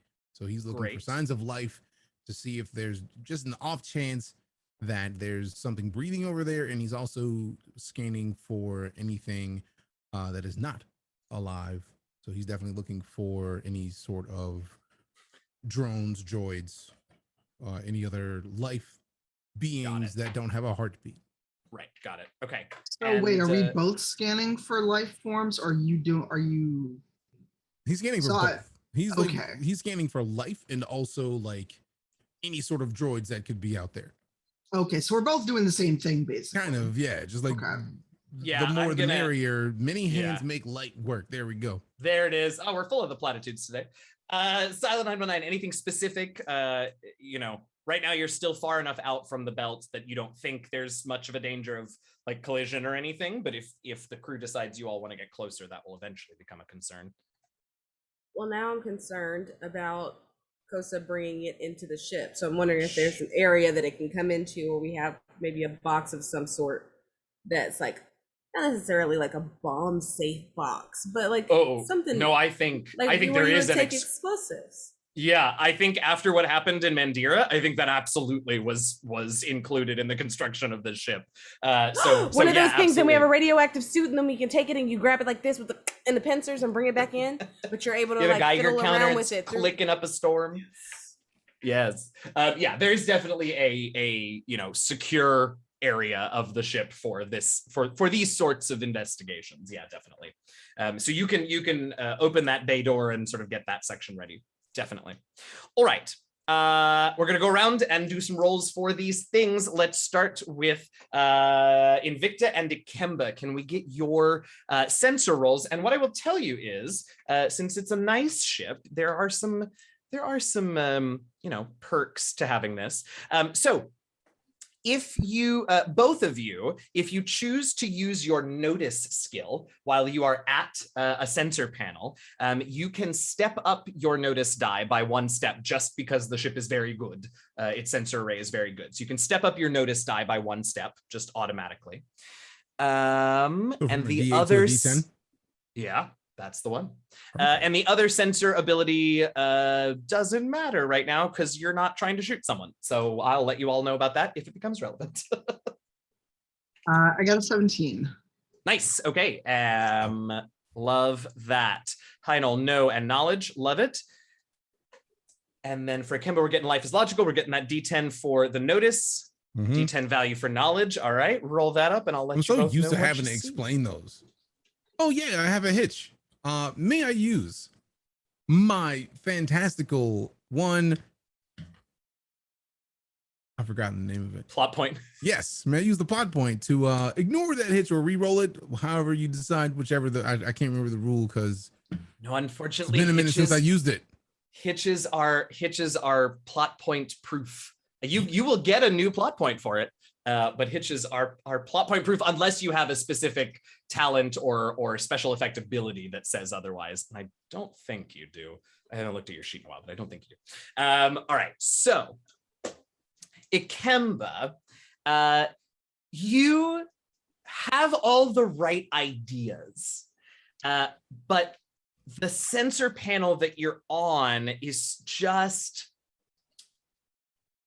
It's very, how do we want to say this? It's it's very new and advanced, and not that Ikemba can't understand new and advanced technology, but it's so different from the way things worked on the Wish. And I think maybe Ikemba was just sort of in a little bit of autopilot and just, doesn't get much of a picture of things. And that is the face. And I think a D6 of either angry or insecure. How do you think Ikemba's feeling about this? Oh, he's more angry than insecure. Okay, great. Absolutely. So taking another plot point and a D6 of angry, because it's none of the buttons that you push do what you think they're going to do. Invicta, you have had a little bit more practice at these systems, and so you're a little more deft with them. And so you also, because I think you mentioned you wanted to also include the signal in sort of your suite. So the first thing that you absolutely find is that there is you get a reading of some sort of electronic, like, communications relay, maybe. The signal ended here. It wasn't just deflected by these weird metallic asteroids. This was probably the intended destination. So there's something here of the mysterious machines. And you can sort of find one of the bigger asteroids that it's on. You can't see with your eyes, but the ship sensors are able to pinpoint where that is. Are these? Go ahead. No, go ahead, because this is separate. Are the metallic asteroids shaped roundly like that ship that we found? Oh, interesting. No, they're all pretty irregularly shaped, except, what a great segue, except 2 of them look pretty, or on the sensors are coming up as pretty identical. And that catches your eye. So you do a slightly closer look at them. And not only are they identical, but they're obviously like shaped on purpose by like sentience. Something made them into that shape. And you got a 17 on your roll, which is a or I think it's heroic success is what it's called when you beat my difficulty by 5 or more. And your effect die was a D10, so you get all the things. You're able to run some scans, and you see that these 2 weird identical asteroids are absolutely cloaked ships that are running dark. And you wish I was done. And as soon as you see that, you start thinking, I think, what you were about to say, and run a few more checks. And there is further away, but not far enough to, not worry about, there is another larger cloaked running dark ship. Oh boy. Koseh. Yeah? I'm going to give you coordinates. I need you to stealthily disable those ships and pull them into a very secure bay. So I'm going to hit the time pause on this real quick, because while you were doing all of that, Koseh, you would have been working on getting the asteroid first. So I want to give you a chance 100%. To do that. Yeah. And then, we'll link back up time-wise to this moment where Invicta's asking you to check on the thing. So you want to grab a piece of the asteroid with one of, with a little drone from the ship. A little guy. A little guy. Go ahead and let's do a roll for it, just because, it's a new, it was one of the ships, right? This isn't something you have built. Oh yeah, no, like this ship has a little drones sure. to do it's a lot of remote work. Escape pods, it's got landing modules, and it's got drones for, She's just like, I'm gonna touch everything I can. Like, it's the first day. Absolutely. Obviously, let's see how it goes. Obviously, gotta use worries for those who can't trust themselves or their team, but the bad way for a plot point. Yeah, take that plot point. So I'm like, yeah, I'm just gonna put this whatever it is on the ship. It's fine. It's gonna be fine. I'm operating whatever this cool machinery is. I'll use that. Yes, I love I'm gonna use my machines know, because I do know how to make metal stuff go. Brr. Absolutely. And this is for exploration, because I need to know what's going on. Heck, that's my yeah. All right, you're looking. Okay. So you needed to beat a 4. You did. Okay. You didn't hitch. And if you would like, you currently don't have any stress, do you? I have a D4 of injured from forever ago, unless that's gone away. No, that would have gone by now. Yeah. Okay, cool. You can clear that out, so you're good there. Okay, so if you would like, you could buy this opportunity, because I rolled it and it's called something different. You could buy this opportunity off of me for a plot point, and you could step up your effect die from a D6 to a D8. You could add, although you've already got a heroic success, so I don't think you really need to add more to that total. Or you don't have to do anything with it. Damn, that was a good roll. Shoot. No, I'll hold on to my plot point. Okay, I want to have 2 in the pocket for whatever bad idea I have reasonable. Next. Yeah, so you're able to get this thing in, and we'll say again with that heroic success, the area of the ship that is this like bomb shelter thing has not shelter, but bomb examination place has some sort of sensors built in there to check for these sorts of things. So it, you can already have run those scans, and you get the basics, which is that the piece that you grabbed does seem to be metallic in nature. It is not mechanical. There aren't any electronics. There's no technology attached to it. There are no incendiaries or explosives that the ship can detect in it. The only thing that the ship detects is that there is a sort of sealant around the majority of this piece. There is no sealant on the part that obviously is where this little piece broke off from the bigger bit, but the rest of it is covered in a synthetic sealant of sort that you think, that's all you know for the moment. Cool. Yeah, I love it. Oh, okay. Yeah, I think she is for sure. She's itching. She's on the command deck, but she wants to go run and touch it with her hands. She's like, I can do more work if I get closer. So as you have that thought is when I think we can link back up and Invicta informs you of the ships in the vicinity. There's ships? Yes, disable them. They are cloaked. And there's a really big Do you want me to use ship. the gun? That is not cloaking. I said disable them. Yeah. Don't destroy them. You have done everything but build another ship in a ship. You said we didn't have that much time. It's an idea. Yeah. I could do I'm it. sure you know how to use the grappling and the droids. You can't disable the ships. 2 little ships in our big ship. I could do it. And she's gonna go sprint down to like where the droid has dropped off this little rock. And yeah, I'm gonna start like hot gluing some plasma just stuff to it because I don't know what this is gonna be yet, but I'm gonna make a droid that can be a little bad boy. I am so excited. Drone.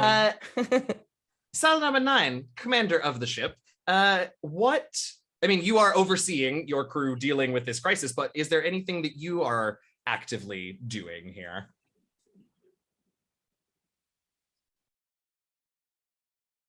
I am trying to contact Torch and ask them if they have any idea about these. Like, I'm getting the updates on the fact that these are made. Not necessarily, these aren't asteroids, these are weapons. Yeah. So I am reaching out to Major Rafia and trying to see if there's anything else and just contacting everybody I can via text form and also over the intercom. Great. I love that. You're far enough from Torch HQ that there's a little delay, but you've only been going a couple of days, so it's not all that significant at this point in your journey. Rafia asks for the data that the ship has collected already on the piece that Koseh brought in, so they can sort of see that. She can also, tap into ship's visuals, so they back at base can see what you all are seeing, and she immediately gets to work on giving you all whatever info they might have. Mm-hmm. And what info do you have, Major Rafia? Yeah, and so she comes back and what she says she has never seen, or no one at Torch has ever seen this sealant, this synthetic whatever it is that's on the outside of the asteroid piece. So definitely are going to be analyzing that further. Maybe it's a hint as to where these things come from. But then she's able to get, the ship is able to scan a little bit and get some information on these ships. And Major Rafia takes a moment and says, give me a moment. And you can hear her calling for someone to join her. And there's a quiet conversation, and then she comes back and she says, it appears that you have encountered, quite by happenstance, some old friends. I couldn't say who is in command of these ships, but they appear to be tagged as members of the Cathartes pirate band, which I believe you had a run-in with on your way to Hathaway several months ago. Proceed with caution. Oh, then we can just blow them out of the sky. I love that comment and also just looked at the clock. So on that, we can blow them out of the sky. That's where we'll leave it for this week. Sorry, that was abrupt. I really am very bad at keeping track of time this week. But here we are. I love it. This has been so exciting. We have started our mission. We've had some shenanigans. Sorry, producer ear. Love it. All right. Pirates. You do or you don't? I believe so. We were on the planet, and then there was the rock that had somebody pinned beneath it. Oh yeah, the almost corpse. Oh, that We were yes, that was a poacher. Those were Vito and poachers. No, this is back from season 1. Silent 919 and Invicta boarded this ship that had taken a bunch of hostages. Oh, that. Yeah. I remember that because that's when I got to legally distinct to be weird. Yes. On the way back. Yeah. On the way back. It's correct. Been a hot minute. It's been a hot minute. They're back. They're back. Maybe we should blow it from the sky. I mean, anyway, we will find out next week. We are here now. Thank you all so much for hanging out. We have started this mission. We have discovered the first possible relay point for this comm signal. Maybe once the pirates are dealt with, we'll finally get some information about these mysterious machines. Guess we'll have to find out next week. Thanks so much for hanging out, everybody. We appreciate you. Let's go around and let everybody know who you are, where they can find you between now and next Wednesday. Chaos, go. Oh, hi. It's not me. It's actually Quiddy. I keep getting thrown out here. Hello. I will take the conch. Hi, I'm Abria Iyengar. Follow me on social media at Quiddy, QIDDIE. I stream all over the place. You can catch my latest season over at Dimension 20. I'm a player in the 7, which is episode 2 is live today. You can catch that on Dropout. You can also catch the season that I ran called Mistress and Magic. Got a whole seasons on there too. You can also catch the VODs for my Critical Role season, Exandria Unlimited, over on Critical Role's YouTube channel. And on Fridays, you can catch me over on Pixel Circus's channel at 7 p.m. Pacific for a failed save. I've also got one more big old bullet in the chamber for the summer of Abria. So keep an eye out for a cool announcement as soon as I can share with the group. Yay, I love that. I'll go next from Michael. No, I want a popcorn. Okay, popcorn. All right, great. Next up is Christina. Ooh. Hi, my name is Christina Ariel. You can find me on Twitter, Instagram, and all the other things at Christina Ariel, KRYSTINA ARIELLE. If you spell it wrong, it's not me. Or if you spell it right, it might, because there's another girl who has my name, which is weird because my name's not exactly that common. But anyway, that's neither here nor there. If you want to find me, I'm always saying what I'm doing on the internet. I'm really excited. If you're going to watch the Lightbox Expo, you can watch me host the Concept Art Awards with Aldous Hodge. That's going to be September 11th at 6 p.m. PST. So watch that. It's fun. There's also going to be shout outs to a lot of fan artists. There's a segment for fan artists that can enter. As long as you don't work for a company, you can enter your fan art, which is really cool and great to know. If there's any concept artists out there, you should look into it because there are ways for your art to thrive out there, and I hope that you will. So other than that, I'll be on the internet, and I have some stuff coming up, but I got a lot of NDAs and I don't want to risk it. So I'm going to talk to y'all later, and you know what? Make good choices, eat really nice sandwiches, and don't be rude. Love that NDA terror. Apparently we're popcorning, so you want to call out next? What it do, Tanya? Oh, hi. I'm Tanya, Secretary. You can find me obviously here whenever I stream. But tomorrow you can find me and DJ if you like some horror in your D&D on the Black Dice Society, where DJ plays a human ranger with a little bit of the beast in him named Desmond. Yes, I didn't call him Desmond this week. And I am your drow dump here, Blood Hunter, also the tiny bit of the beast in her. And she might have picked up a little Tinker Toy action as well. That is Fen. I don't know. I don't think it's this week, but at some point, Dungeons and Durags will come back, and soon we'll announce when season 11 of Rivals of Waterdeep is coming back with our co-DMs, Eugenio and our friend Urban Bohemian, who I don't know if Brian's still in the chat.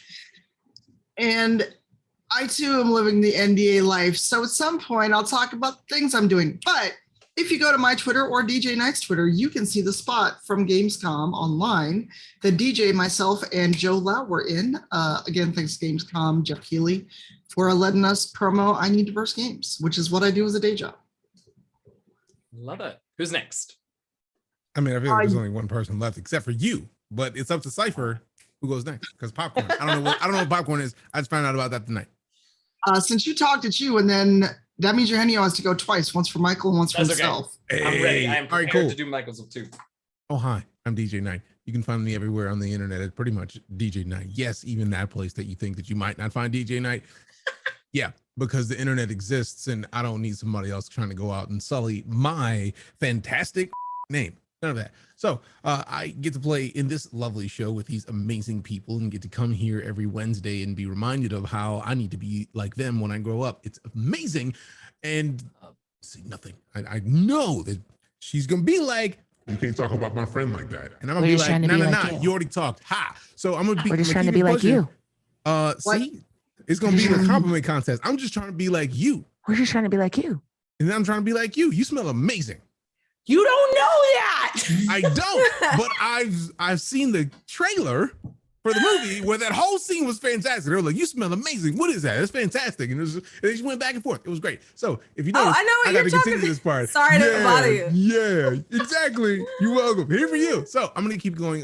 Tomorrow, yes, you'll find me tomorrow as Desmond, your human ranger lycanthrope, who, you know, likes to wreck things on occasion. It's lovely. Y'all are amazing. Thank you for coming to hang out with us. And you can come and chill with us soon. But I really want to hear Eugenio bigging up Ilay. So heck yeah. I'm waiting.